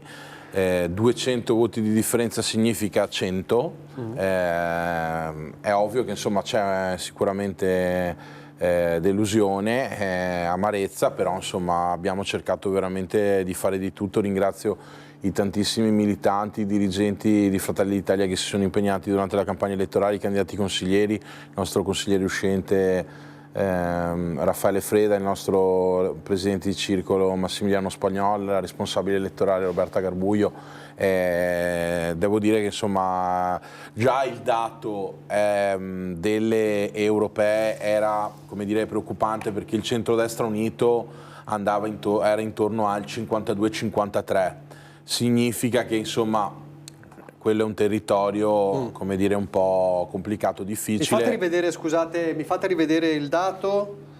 Io ho 4 sezioni scrutinate su 15. No, a noi ne manca una e siamo dietro di 200. Ok, quindi il dato è quello ne manca. Quindi voi avete 14 su 15 e il distacco è questo? Più o meno questo, sì. 3 punti percentuali. Ecco, l'ultima volta 5 anni fa... Ecco, abbiamo proprio il diretto interessato, vediamo se ce lo può confermare. Lucio Zanato con Gianni Cestaro, se non sbaglio, eccolo. Buongiorno a tutti, buonasera. Grazie allora, per l'intervista. Allora, che dire? E allora dobbiamo fare i complimenti alla sinistra che ancora una volta si riafferma qui a Preganziol. È uno zoccolo veramente duro, io ci ho messo l'anima, ho cercato di dare ai cittadini un'opportunità diversa, si vede che si accontentano così. Comunque complimenti alla Stocco e a tutto il suo team, Galeano vuol dire che ha sempre seminato bene. Resta il rammarico di quel 40% che non va mai a votare, non si capisce dove avrebbe potuto fare la differenza. E lavoreremo all'opposizione per dare un ringraziamento e una risposta a tutta quel 48% di popolazione che ha creduto in me. Ecco, però qui dicono che dallo studio è la Stalingrado della Marca, è vero? Sì, posso confermarlo, perché impossibile venire a lamentarsi continuamente e poi col voto esprimere questo desiderio di rimanere fermi in stallo così. Politicamente sicuramente sono più bravi di noi, su questo non c'è niente da dire. Mi spiace per tutti quelli che hanno creduto in me, che mi hanno dato fiducia. Io continuerò sempre a salutare tutti e un sorriso per tutti. Cos'è che non ha funzionato? Quali sono i temi, oppure non so, il fatto che ormai il governo di questo comune è sempre lo stesso e quindi conviene continuare così? Politicamente la sinistra è molto ben organizzata sul territorio. Noi sicuramente siamo partiti tardi nella nostra campagna elettorale, penso sia stata determinante anche la riunione di tutto il centrodestra e di Forza Italia, che è arrivata sicuramente in ritardo a dare il loro contributo. Penso che questo sia stato determinante, forse magari se Dino si fosse esposto e avesse contribuito fin dall'inizio avremmo potuto raccogliere un po' di voti di più sicuramente. Ecco, Nicola, il candidato ti sente, anche ormai l'ex candidato ti sente, per cui se hai delle domande. No, ha detto chiaramente, adesso io girerò questa sua considerazione ai nostri ospiti, perché qui è uno dei casi in cui veramente c'è stato un tira e molla sui candidati che non ha fatto certo bene, nonostante Cestaro comunque abbia fatto un ottimo risultato, perché in così poco tempo raccogliere quel risultato è stato sicuramente un ottimo risultato, però questo ritardo è stato forse fatale, oltre al fatto che il traino del governo Galeano, insomma, e anche di Stock, insomma, ha avuto il suo peso. Per cui io direi che puoi lasciare Cestaro, a meno che non ci siano dei... No, io ci tenevo a ringraziare pubblicamente Gianni, perché ci ha messo la faccia, ci ha messo coraggio, è stato disponibile, è veramente un uomo del fare. Insomma, grazie Gianni, sai che insomma noi ci saremo sempre, saremo al tuo fianco, ci è mancato poco purtroppo, però insomma diciamo che ci siamo dati da fare e soprattutto abbiamo veramente fatto il possibile perché il cambiamento potesse realizzarsi a Preganziolo. Sì, volevo anch'io ringraziare Gianni, perché in queste settimane ho conosciuto davvero una bella persona. E quindi grazie per l'impegno che hai profuso in questa campagna elettorale, e l'unico rammarico è quello di essere partiti tutti troppo tardi. Dovevamo partire prima, purtroppo fosse stato per noi l'avremmo anche fatto, ma ci sono state delle dinamiche che magari ce lo hanno impedito, e forse questo è stato fatale, perché un divario così piccolo si poteva affrontare con maggiore forza e convinzione. Grazie, perché davvero hai portato ottimismo, e quando ci si vedeva anche con le persone che erano là attorno c'era sempre il sorriso, come hai detto prima. Grazie. Il sorriso ce l'avrò sempre, però da imprenditore non è che mi arrendo. No, avrei voluto dare un contributo maggiore, esprimere il mio potenziale, il mio amore per il mio territorio e soddisfare tutte quelle richieste di quei cittadini che credevano in me, nella rinascita. In poco tempo abbiamo comunque dato prova nella nostra campagna di poter fare velocemente delle cose buone. Non hanno voluto cogliere questa occasione. L'assenteismo è troppo alto, 40% è troppo, quindi si cucinano nel loro brodo e vedremo fra 4-5 anni come sarà la situazione. Io comunque ringrazio per l'esperienza, perché è stato comunque un motivo di crescita per me, e almeno farò qualche sorriso in meno a chi ha parlato male di me dietro le spalle. Io non ho mai parlato male di nessuno, ho sempre fatto i complimenti e ho affrontato questo confronto a viso aperto e con molto rispetto. Allora Lucio, cerca di raggiungere Elena Stocco, ovviamente, la nuova sindaca di Preganziol.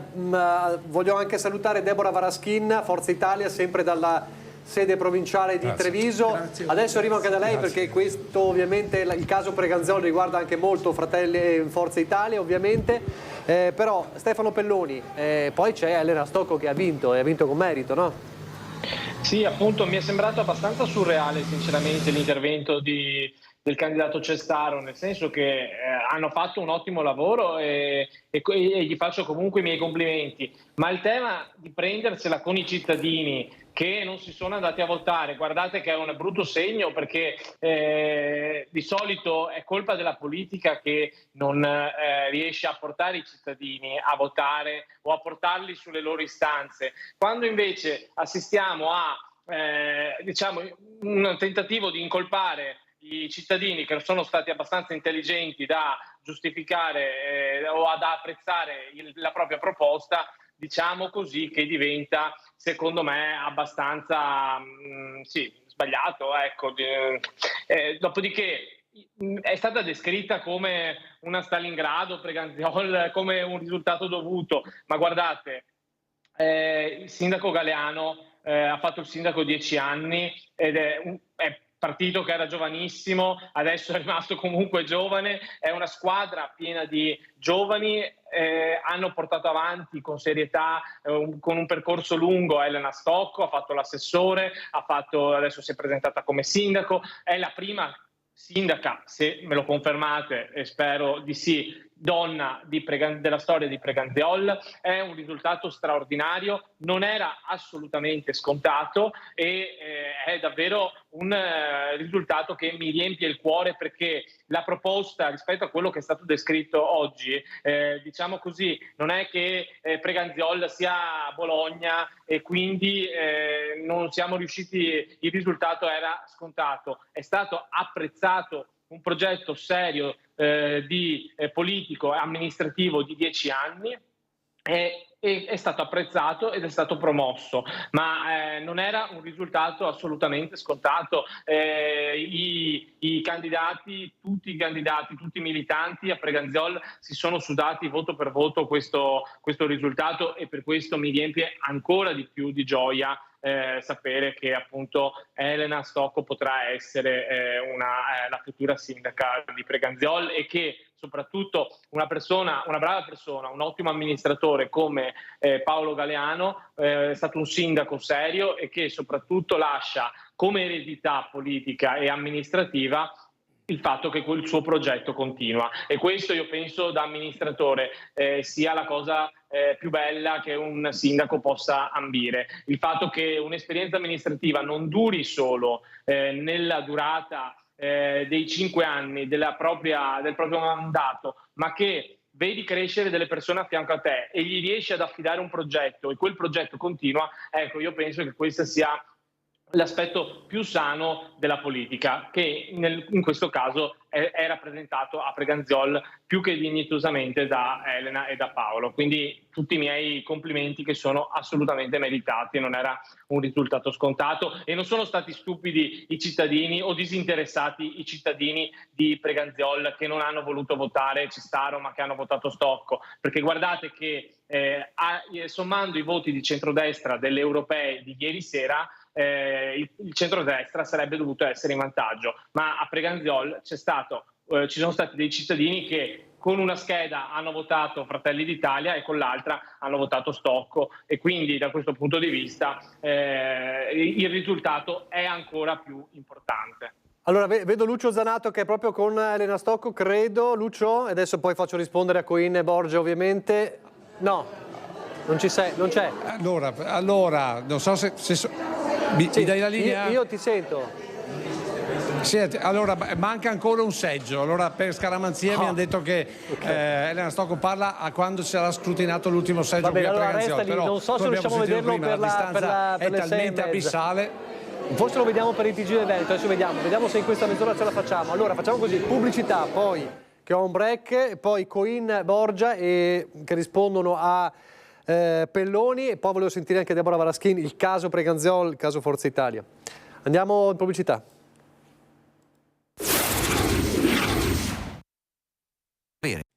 Rieccoci in diretta, manca poco e poi intorno fra 20 minuti daremo la linea al telegiornale del Veneto, quindi faremo il riepilogo completo di tutti i comuni ovviamente, poi finiti i telegiornali si continua con l'edizione straordinaria fino a Ring. Nel frattempo Katia Uberti a Paese, 6 sezioni su 18 ovviamente quelle ufficiali, 6 su 18 avviata verso il trionfo a 64,44%, centrodestra unito. Katia Uberti riconferma quindi la riconferma di Katia Uberti a Paese contro Giuliana Donaldi che si ferma poco dopo il 35, insomma questa è la forbice a 6 sezioni su 18, ma il divario è talmente ampio che è impossibile da recuperare.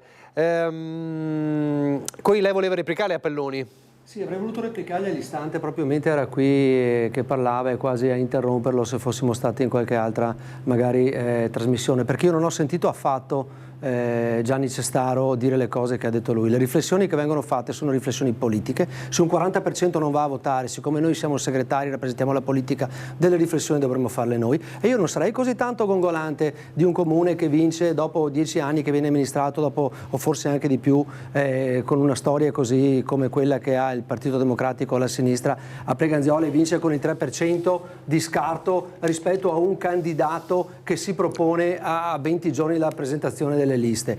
Quindi l'ho trovata totalmente fuori luogo quella critica. Dovrebbero tutti i cittadini comunque ringraziare chi ci ha messo la faccia, un imprenditore che non fa politica, che ci mette la faccia, che dà la propria disponibilità a rappresentare i cittadini e a portare avanti un altro un punto di vista differente. Ce l'ha quasi fatta. Io non sarei così gongolante come ho visto poco fa Pelloni. Abbiamo sbagliato noi segreterie politiche, perché se noi segreterie politiche avessimo avuto la forza, la convinzione di partire prima, forse Pelloni in questo frangente starebbe dicendo... Io non sono gongolante, Io non sono gongolante.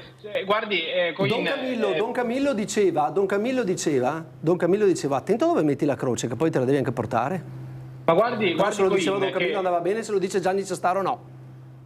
No, ma guardi, Coin, che Cestaro gli va riconosciuto il merito di essersi impegnato in politica, assolutamente. Io sono contento di tutti quei cittadini che si mettono a disposizione, quindi mi spiace che siano state male interpretate, mi sono esposto sicuramente male, non volevo dire questo. Dico solo che l'appunto sul fatto che non lamentatevi, cari cittadini, se per 5 anni, visto che non mi avete votato, io lo trovo di cattivo gusto, perché è la politica che di solito si deve... No, ma guarda che la riflessione la faceva sul 40% che non va a votare, quella era la riflessione, non su chi non lo ha votato. Ma il tema vero su Preganziol, oltre all'astensionismo, che è vero, il tema vero è che siete di fronte non a un risultato scontato da parte del Partito Democratico, ma rispetto al fatto che ieri alle europee abbiamo assistito a uno spoglio. Se delle persone hanno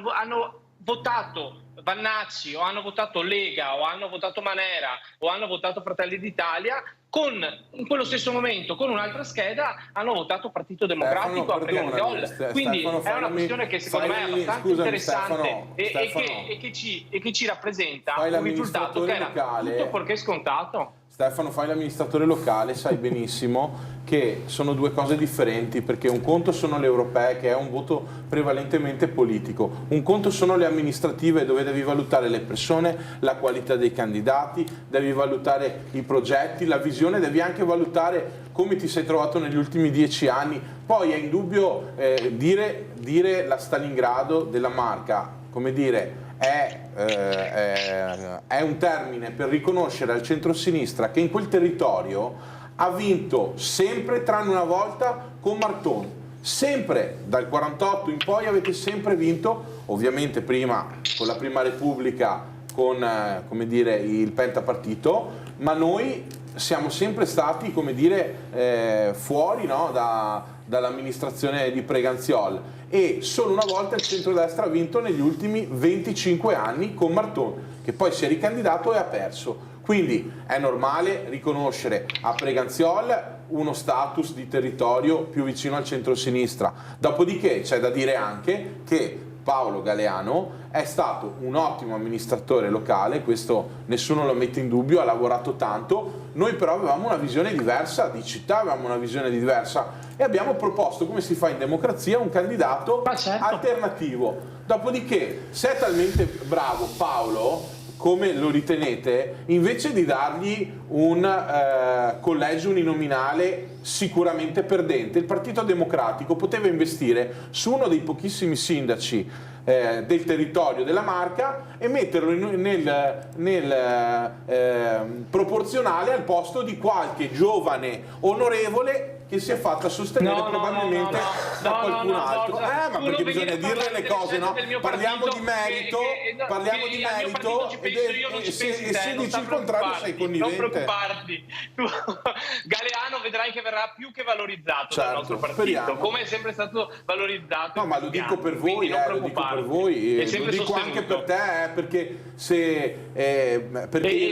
la battaglia la faccio sul merito a prescindere dai partiti, perché ritengo che gli amministratori locali, se sono bravi, debbano farsi strada e debbano avere l'opportunità di dimostrare sul campo le proprie capacità. Chi lo ha fatto dovrebbe avere delle opportunità, tanto spesso vedo che queste opportunità per tutti non ci sono, e quindi lo ribadisco, dico lì ha fatto bene, tanto che i cittadini, dopodiché ricordiamo sempre che il voto dei cittadini è sempre giusto, perché quello che votano i cittadini è quindi ognuno si deve prendere la responsabilità degli errori che ha fatto. Io per primo, come segreteria politica, come i miei alleati, come in altri territori invece abbiamo vinto, abbiamo fatto delle candidature, abbiamo come dire, scardinato dei sistemi, allora abbiamo invece azzeccato una candidatura. Poi sai benissimo che ci sono tutta una serie di valutazioni che sono differenti, perché il dato politico è differente, le europee non c'entrano niente con le amministrative. Se fosse così semplice, anche perché ti ricordo che solitamente in provincia di Treviso siamo come centrodestra alle europee ben oltre il 60%, lì a Preganzioli invece eravamo al 53% come forze politiche alle europee, e sai benissimo che quel 5% è un lasco, cioè ci sono gli elettori di Azione che sai essere da una come dire, per una parte un po' più vicini al centrodestra, per una parte un po' più vicini al centrosinistra, per cui c'è una situazione molto differente. Dobbiamo ripartire, ognuno con le proprie visioni e le proprie responsabilità, da questo dato. È ovvio che a me sarebbe piaciuto vincere a Preganziole, lo ribadisco, e ritengo che Gianni fosse il candidato migliore. Dopodiché bisognerebbe anche vedere i dati dei voti delle singole liste, certo, capire se c'è stato un impegno da parte di tutti in egual modo. Allora, mentre cominciamo a mandare un po' di risultati definitivi, altrimenti non abbiamo il tempo di vederli. Allora, Deborah Varaschin, Forza Italia, quel ritardo del candidato di Preganziol viene imputato a Forza Italia. Lei cosa dice? Dato che abbiamo cercato di mantenere, e poi invece abbiamo deciso per il bene della coalizione di partecipare con Cestaro a queste elezioni, quindi un ritardo c'è stato, ma per rispetto nei confronti di un'altra persona a cui era stato dato mandato di partecipare come candidato sindaco, quindi se si vuole chiamare ritardo, ma il rispetto delle persone viene prima di tutto, e quindi la disponibilità di una persona a fare il candidato sindaco secondo me va rispettata. Poi lui ha deciso di sua spontanea volontà di togliersi dalla competizione e abbiamo appoggiato Cestaro. Io sono abituata a vedere anche il bicchiere mezzo pieno e, come diceva Claudio, lavoriamo per portare avanti questa coalizione, questo candidato, la squadra, perché quel range che c'è è poco e quindi possiamo lavorare questi 5 anni in opposizione per poi proporci fra 5 anni in maniera diversa, forse più coesa, e portare un risultato migliore, se non poter vincere. Ecco, allora vediamo in questo momento Lorena Stocco che festeggia. Sentiamo un attimo dal vivo. Vediamo se Lucio riesce a raggiungerla. Lucio! Allora, ovviamente abbracci di rito. Barattini, quindi allora diciamo, è un mea culpa che fate tutti quanti, Forza Italia, Lega, Fratelli d'Italia? Per Preganziol. Non voglio rintuzzare, però. No, ma è stata una partita particolare, è arrivata fino all'ultimo, e come dicevo prima è stata condizionata anche da quanto accaduto su Vittorio Veneto. Certo. E quindi è stato un piccolo terremoto che ha coinvolto un po' Vittorio Veneto è stato un domino che ha era stato ampiamente pronosticato. Se fossimo partiti probabilmente con più tempo, con il candidato scelto dalla coalizione e da tutta la coalizione, probabilmente oggi potevamo avere delle possibilità in più. Dopodiché se le cose dovevano andare così, dovevano andare così. Andiamo da Lucio, mentre Borgia parla, eccolo qua, perfetto. La Lucio, vai, hai pochi minuti perché devo dare la linea al TG del Veneto. Vai da Elena Stocco, così chiudiamo con queste immagini. Però vacci. Lucio, mi senti? Se non mi sente però non vale. Allora, intanto possiamo commentare, vediamo immagini di giubilo. Lucio? Eccoci qua. Allora, vai. Hai 2 minuti. Come dire, confusione e allegria. 2 minuti per strappare 2 parole a Elena Stocco, neosindaca di Preganziol. Sindaco di Preganziol. Continuo a non sentire nulla, però a questo punto vi faccio vedere i sorrisi qui dal comitato elettorale. Elena Stocco, signor Sindaco. Allora, primo commento. Grazie a tutti, grazie alla città di Preganziol, una vittoria sofferta, risicata, che ci riempie di gioia ma che ci carica anche di tanta responsabilità, di fare bene, di essere il sindaco di tutti, quindi passiamo questo momento di grande emozione e poi iniziamo subito a lavorare perché è quello che la comunità ci richiede. Ecco, si parla di 200 voti di stacco da Cestaro, quindi è una vittoria netta, non al fotofinish. Al cardiopalmo, al cardiopalmo. Io ringrazio tutte le persone che mi hanno dato fiducia, che hanno dato fiducia alla squadra, ma ripeto, con lo stile di responsabilità che ci contraddistingue inizieremo subito a lavorare perché il territorio ci chiede questo. La città, le frazioni, c'è tanto bisogno di mettersi a lavoro, per cui godiamoci questo momento, ma poi bisogna partire subito. Ecco, però è un lavoro che continua, è un progetto che continua dopo Galeano. Sì, è un progetto che continua, la nostra squadra si è ripresentata compatta, unita, con tante persone che hanno già fatto parte dell'esperienza amministrativa di questi 10 anni col sindaco Paolo Galeano, con tanti nuovi giovani, con tanti nuovi innesti, ci sono le premesse davvero per fare bene. Ecco, dall'altra parte Cestaro dice, intanto vi fa i complimenti, però dice se fossimo partiti prima noi forse ci sarebbe stata più competizione. Io posso solo fare i complimenti a chi ha lavorato tanto, lo abbiamo fatto noi, l'ho fatto anche la parte avversaria, quindi non è il momento per valutazioni di questo tipo. Oltretutto il risultato che hanno avuto è stato sicuramente buono, per cui compito nostro lavorare e guardare avanti e cercare di unire il più possibile la comunità di Preganziol. Ecco, da dove ripartire, anzi di dove continuare? Dove continuare dai tanti progetti che abbiamo avviato, dai cantieri che sono già in corso d'opera, quindi le piste ciclabili, nuovi spazi per la comunità, ma quello che mi preme è appunto partire dalle frazioni. Andrò personalmente a trovare le tante persone che vi abitano, gli esercizi commerciali, c'è tanto da fare e vogliamo partire subito carichi. Ecco, anche per lei a fare la differenza essere amministratore, cioè andare dalle persone più che l'appoggio dei partiti? Certo, questo è stato quello che ha caratterizzato la nostra campagna, essere squadra di persone tra la gente. La nostra è una compagine ampia, fatta di persone che lavorano nel territorio, che fanno volontariato, che esprimono il meglio che la comunità di Preganziol può rappresentare. Partiamo dalle persone, dai candidati e andiamo noi stessi a parlare e a far parte del territorio con lo stile che ci ha sempre caratterizzato. Lucio. Ecco, però anche, diciamo così, un altro dato era il voto più basso, cioè l'assenteismo al voto. Come combatterlo? Questo è un problema, noi come amministratori dobbiamo cercare di dare il buon esempio, per cui essere vicini alle persone, capire che è un rapporto di fiducia che va costruito giorno per giorno, passo passo. Quindi è compito nostro riuscire ad andare a parlare alle persone con i temi e con le situazioni che veramente stanno a cuore. Per cui parlare di sicurezza, parlare di comunità, di luoghi, di spazi da vivere. È una responsabilità nostra coinvolgere soprattutto i giovani che sono il vero futuro, Lucio. la leva che darà speranza anche alle nostre comunità. Lucio, devo prendere la linea. Grazie davvero, grazie anche a Elena Stocco, complimenti alla neosindaca di Preganziol. Allora io devo lasciare la linea al telegiornale del Veneto, noi ci rivediamo alla fine dei telegiornali Veneto, Venezia e Treviso per una mezz'oretta fino a Ringa. Allora questa, come vedete, è la chiavetta delle meraviglie. Con questa chiavetta io vi offrirò un panino, un caffè, un'acqua per trattenervi qui.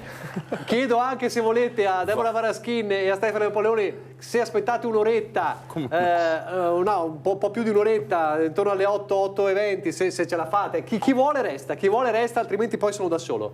Chi vuole resta con me e ci rivediamo alle 8:20, se no ci salutiamo. Grazie a Claudio Borgia, grazie a Dimitri Coin, grazie a Stefano Pelloni e grazie a Deborah Varaschin.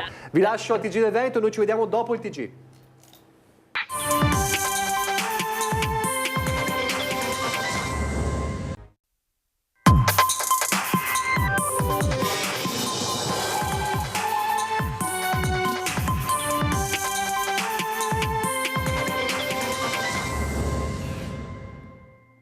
Rieccoci stoici. Allora, dopo il telegiornale, fra una ventina di minuti, anche meno, parte Ring, e allora vi accompagniamo a Ring con Ferdinando Avarino. Vi dico anche quali saranno gli ospiti di Ferdinando Avarino dalle 21, il senatore Luca De Carlo di Fratelli d'Italia, Alessandro Manera della Lega, il senatore Andrea Martella del Partito Democratico, il collega Marco Bonet, firma importante del Corriere del Veneto, Maurizio Enzo di Alleanza Verdi Sinistra, grande risultato di Alleanza Verdi Sinistra alle europee, Giovanni Zorzi del Partito Democratico che ci ha tenuto compagnia anche nel pomeriggio, probabilmente anche ci sarà un collegamento di Alessandra Moretti. Noi riprendiamo per tirare un po' le fila del discorso e premio Resistenza lo vince Dimitri Coin. Rieccoci. Ho approfittato del caffè promesso prima. Ecco, com'è il caffè?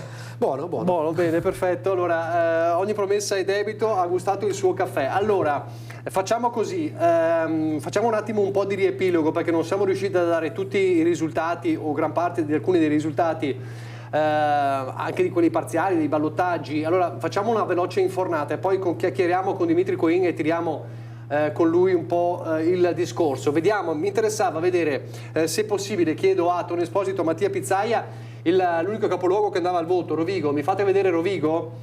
Ecco qua a Rovigo, dove ci sarà il ballottaggio tra Valeria Cittadin del centro-destra e Edoardo Gaffeo, l'ex sindaco, con la sua lista. Quindi questo è un dato importante, perché è l'unico capoluogo che andava al voto. Vediamo, visto che abbiamo Dimitri Coin, anzi vediamo un attimo Bassano del Grappa, vi chiedo la cortesia, grazie mille a altri stoici come Tony Esposito e Mattia Pizzaia, sempre in onda da oggi.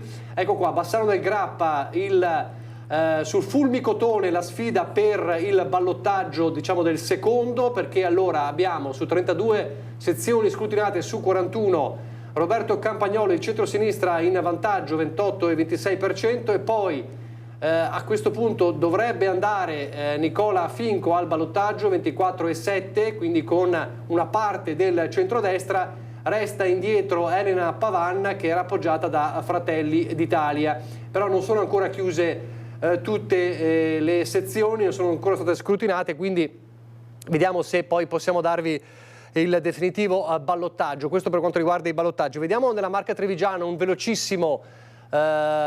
velocissima infornata di qualche comune invece che ha visto vincere i sindaci. Sappiamo che l'unico ballottaggio è quello di Vittorio Veneto, l'abbiamo ampiamente raccontato nel corso della nostra edizione straordinaria. Volevo vedere qualche risultato definitivo e commentarlo con Dimitri Coin, se abbiamo qualche risultato dalla Marca Trevigiana. Allora, un po' così. Allora, Monastier, Paola Moro, che si conferma sindaca di Monastier col 58,15%, batte Mauro Favaro 41,85%.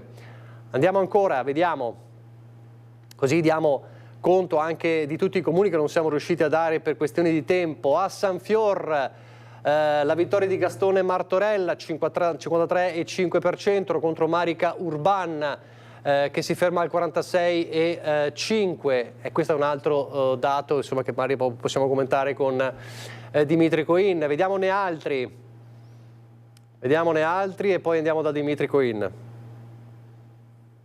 A Pieve di Soligo Stefano Soldan 56, si conferma sindaco a 56,8%, diciamo, batte Alexa Spina 43,2%. Vediamone un altro e poi ci confrontiamo. Vediamo un po'. Gaiarina, Diego Zanchetta, plebiscito 63,14% contro Elisa De Zan, 36,86%. Allora magari mentre parliamo continuiamo a vedere un po' di risultati, così diamo conto. Dimitri Coin, continuiamo pure con le schermate, anche dei parziali. Restiamo sulla Marca trevigiana. Allora Coin, tiriamo un po' le fila. Partiamo dalle amministrative. Una notizia che possiamo spulciare un po' dalla diretta è che, allora, Vittorio Veneto, gli occhi erano puntati su Vittorio Veneto, Posocco, Baliana al ballottaggio, ma diciamo si apre un tavolo di confronto per il ballottaggio con il centrodestra che potrebbe ricucire lo strappo? Io credo che sia un dovere di maturità politica quello di sedersi a un tavolo ed andare a trattare e ad affrontare questo ballottaggio, perché il primo turno è stato fatto e quindi ora bisogna cercare di mettere l'offerta politica più vicina a quella che è la filosofia del centrodestra, di cui c'erano 2 candidati su 3 che facevano parte di questa coalizione, di questo perimetro, e quindi la bisogna per forza sedersi attorno a un tavolo. È una cosa che partirà già da domani? Sì, probabilmente sì. Aspettiamo un attimo, vediamo un attimo il risultato, penso oramai sia anche definitivo, e dopodiché mi confronterò anche con Alberto Stefani, che ha seguito in primis la campagna elettorale di Vittorio Veneto, e poi è un comune della provincia di Treviso e a noi interessa. Allora, da segretario provinciale, anche se molte delle partite, l'ha ricordato lei, non le ha seguite direttamente, qual è il risultato che più la soddisfa e il risultato che più la infastidisce? Allora, non mi infastidisce nessun risultato, perché alla fine quando i cittadini decidono non si prova assolutamente fastidio. Il risultato che maggiormente mi soddisfa è quello di Roncade, dove noi avevamo comunque messo un obiettivo importante, perché Roncade è un comune che storicamente è sempre stato amministrato dal centro-sinistra, e pensare di poter andarlo a contendere è stata una sfida entusiasmante. Hanno dimostrato grande maturità e le persone che si sono messe a disposizione, Roberto Silvestri, che fino a un certo punto poteva essere il candidato in pectore della Lega, e poi Marco Donadella assieme a tutti gli altri che lo ha di fatto poi sostituito, in quanto l'accordo si è trovato attorno a Marco. Si è dimostrata davvero una grande maturità, come dicevo, e il centrodestra si è compattato attorno al nome di Marco, e il risultato ci ha dato ragione. È stato davvero un lavoro che ha dato proprio soddisfazione nella trattativa intesa come rapporto umano con le persone. Allora, cambio verbo, non quale risultato la infastidisce, ma quale la delude. Stante il fatto che Vox Populi, Vox Dei, però sì, rispetto alle sue magari aspettative. Mi dispiace il risultato di Altivole, dove Chiara Busnardo, che usciva... La vediamo Altivole, ragazzi? Grazie mille. Che usciva come sindaco uscente, secondo me meritava alla grande di essere cosa è mancato? Ne parleremo i prossimi giorni, quello che posso dire, che posso percepire un po' dove noi comunque abbiamo perso nei comuni che amministravamo. Questo è capitato perché parte della Lega è uscita e ha corso contro. Penso a Cairano, penso a Orsago, penso a Morgano. Quindi, la sua Morgano? Sì, dove di fatto il sindaco uscente ha composto una lista con un'ampia componente di centrosinistra, e il dato che si poteva vedere chiaramente già ieri sera dopo lo spoglio delle elezioni europee era che l'elettore di centrosinistra era andato a votare in massa, perché 439, 436 o 439 voti erano quelli del Partito Democratico, e poi sommando quelli del Partito Democratico a quelli più a sinistra del Partito Democratico arrivavano già a 820-830 voti, per cui dopo 25 anni dalla possibilità a questa componente politica di andare ad amministrare il comune non se la sono certo lasciata sfuggire. la delusione è che un ex dirigente della Lega fino all'altro giorno abbia portato avanti un'operazione del genere, perché comunque ha rinnovato anche la tessera per il 2024.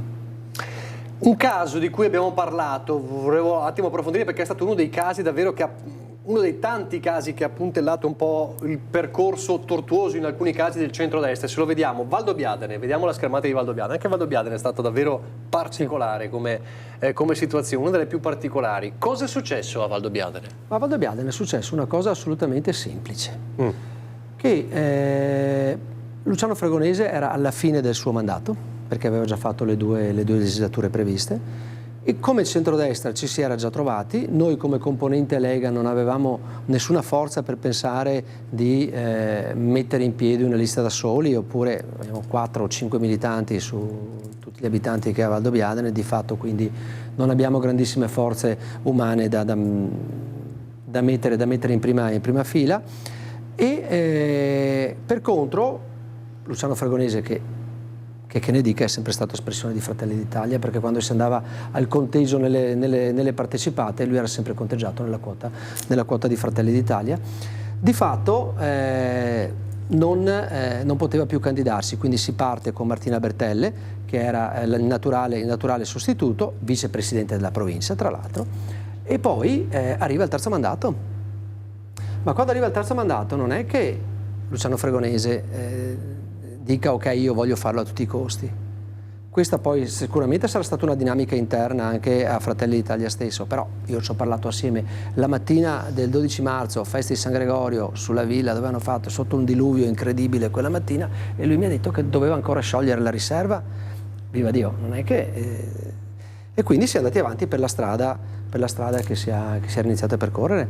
Il risultato poi è stato questo, non c'era alternativa. Il centrodestra, l'accordo era che restasse unito, rientrava anche questo in un accordo più ampio che passava attraverso il sostegno di Fratelli d'Italia su Vittorio Veneto, e quindi era un percorso doveroso. Martina Bertelle è comunque il vicepresidente della provincia di Treviso, il presidente della provincia di Treviso è Stefano Marcone, che sta in piedi grazie ai voti di Fratelli d'Italia. Cioè, è una situazione abbastanza complessa che poteva essere risolta nella direzione più naturale in assoluto, ma non eravamo certo noi quelli che dovevano risolverla.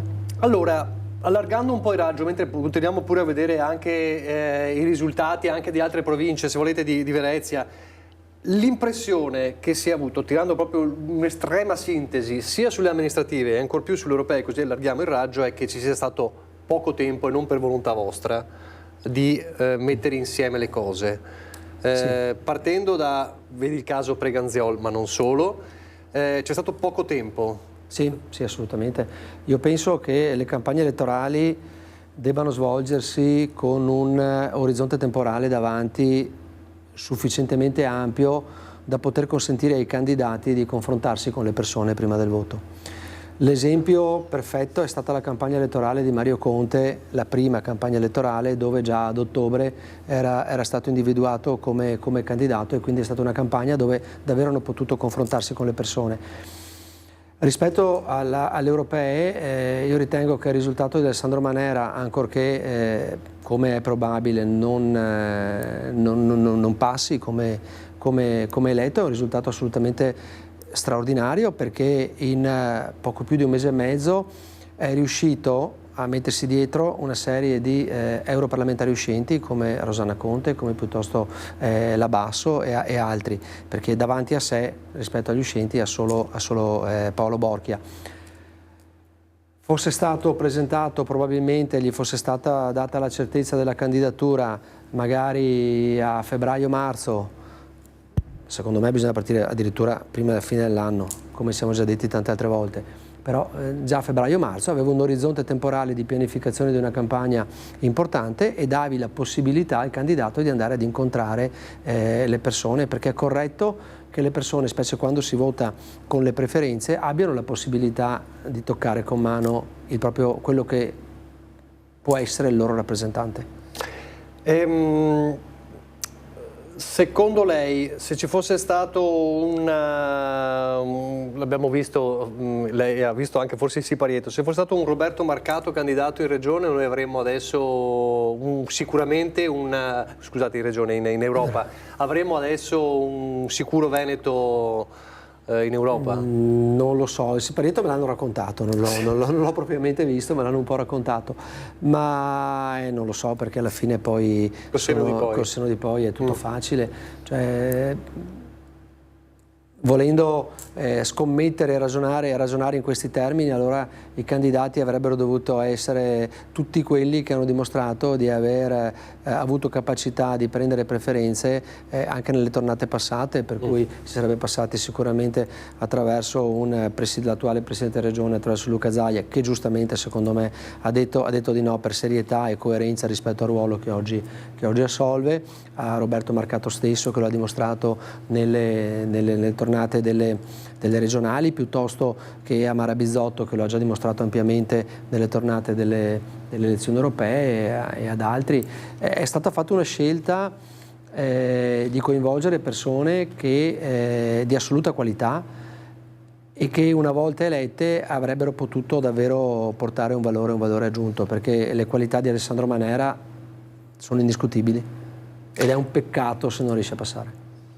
Lo ha già detto insomma anche nel pomeriggio, insomma questa è forse la cosa che fa più male, che la possibilità che non ci sia in Europa un trevigiano della Lega. Sì, questo sarebbe, se non sbaglio, la prima volta che la provincia di Treviso, pur restando la provincia più leghista del Veneto, perché siamo quelli che hanno la percentuale più alta, bassa purtroppo, perché lei sa che io sono sempre abbastanza realista, bassa purtroppo, e lo dimostra il fatto che probabilmente non riusciremo a fare eleggere Alessandro, e la qualità del candidato era meritevole davvero di dare una possibilità ai cittadini di essere rappresentati in maniera importante. Senta, siamo alle battute finali. Zaia farà il sindaco di Venezia, secondo lei? Lo conosce bene? Bisogna chiedere a Zaia, bisogna chiedere assolutamente.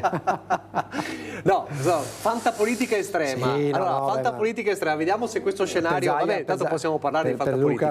Per Luca decide solo Luca, cioè non è Ma voglio dire, fantapolitica estrema. Siamo alle regionali che coincidono con le elezioni di Venezia. Fratelli d'Italia dice, signori, abbiamo fatto un risultato straordinario, il candidato della regione è nostro, la Lega cede in cambio di Venezia. Allora, fantapolitica oppure esatto, realtà? Io rispondo col mio sogno di fantapolitica, che chi mi conosce bene ormai sa che sono anni che lo vado così a raccontare. Il massimo assoluto per la regione Veneto, per un partito politico, e ragioniamo in termini di logica partitica, è quello di avere il Presidente della Regione tra le proprie file, di annoverare tra le proprie file il Presidente della Regione, con la capacità di incidere sulla vita dei cittadini e anche di legiferare da parte della Regione, e il Sindaco di Venezia, con la possibilità di essere conosciuto in tutto il mondo, e quindi la possibilità di promozione che può avere il Sindaco di Venezia, perché il Sindaco di Venezia è conosciuto in tutto il mondo. Quindi lei dice, un pensiero ce lo può fare. E quindi sposare l'operatività di una regione con l'immagine e con tutto quello che può derivare da Venezia, perché poi di fatto è Venezia. Quindi deve essere dello stesso partito, questo lei dice? Questo era il ragionamento egoistico leghista, però l'ottimo è nemico del bene, come dicono spesso, no? Quindi. Allora io non so se devo chiudere, chiedo alla regia. Tony Esposito? Ok, perfetto, allora, perché sennò dopo sfora ring e chi lo sente Ferdinando. Allora, io ringrazio davvero Dimitri Coin per la sua resistenza, e ci ha fatto una disamina molto importante di quanto accaduto e molto precisa come sempre. Allora io, pochi istanti di pubblicità, poi parte ring, i verdetti finali, vincitori e vinti, chiamatele come volete, ma sarà una puntata molto molto interessante con Ferdinando Varino e i suoi ospiti. A fra poco.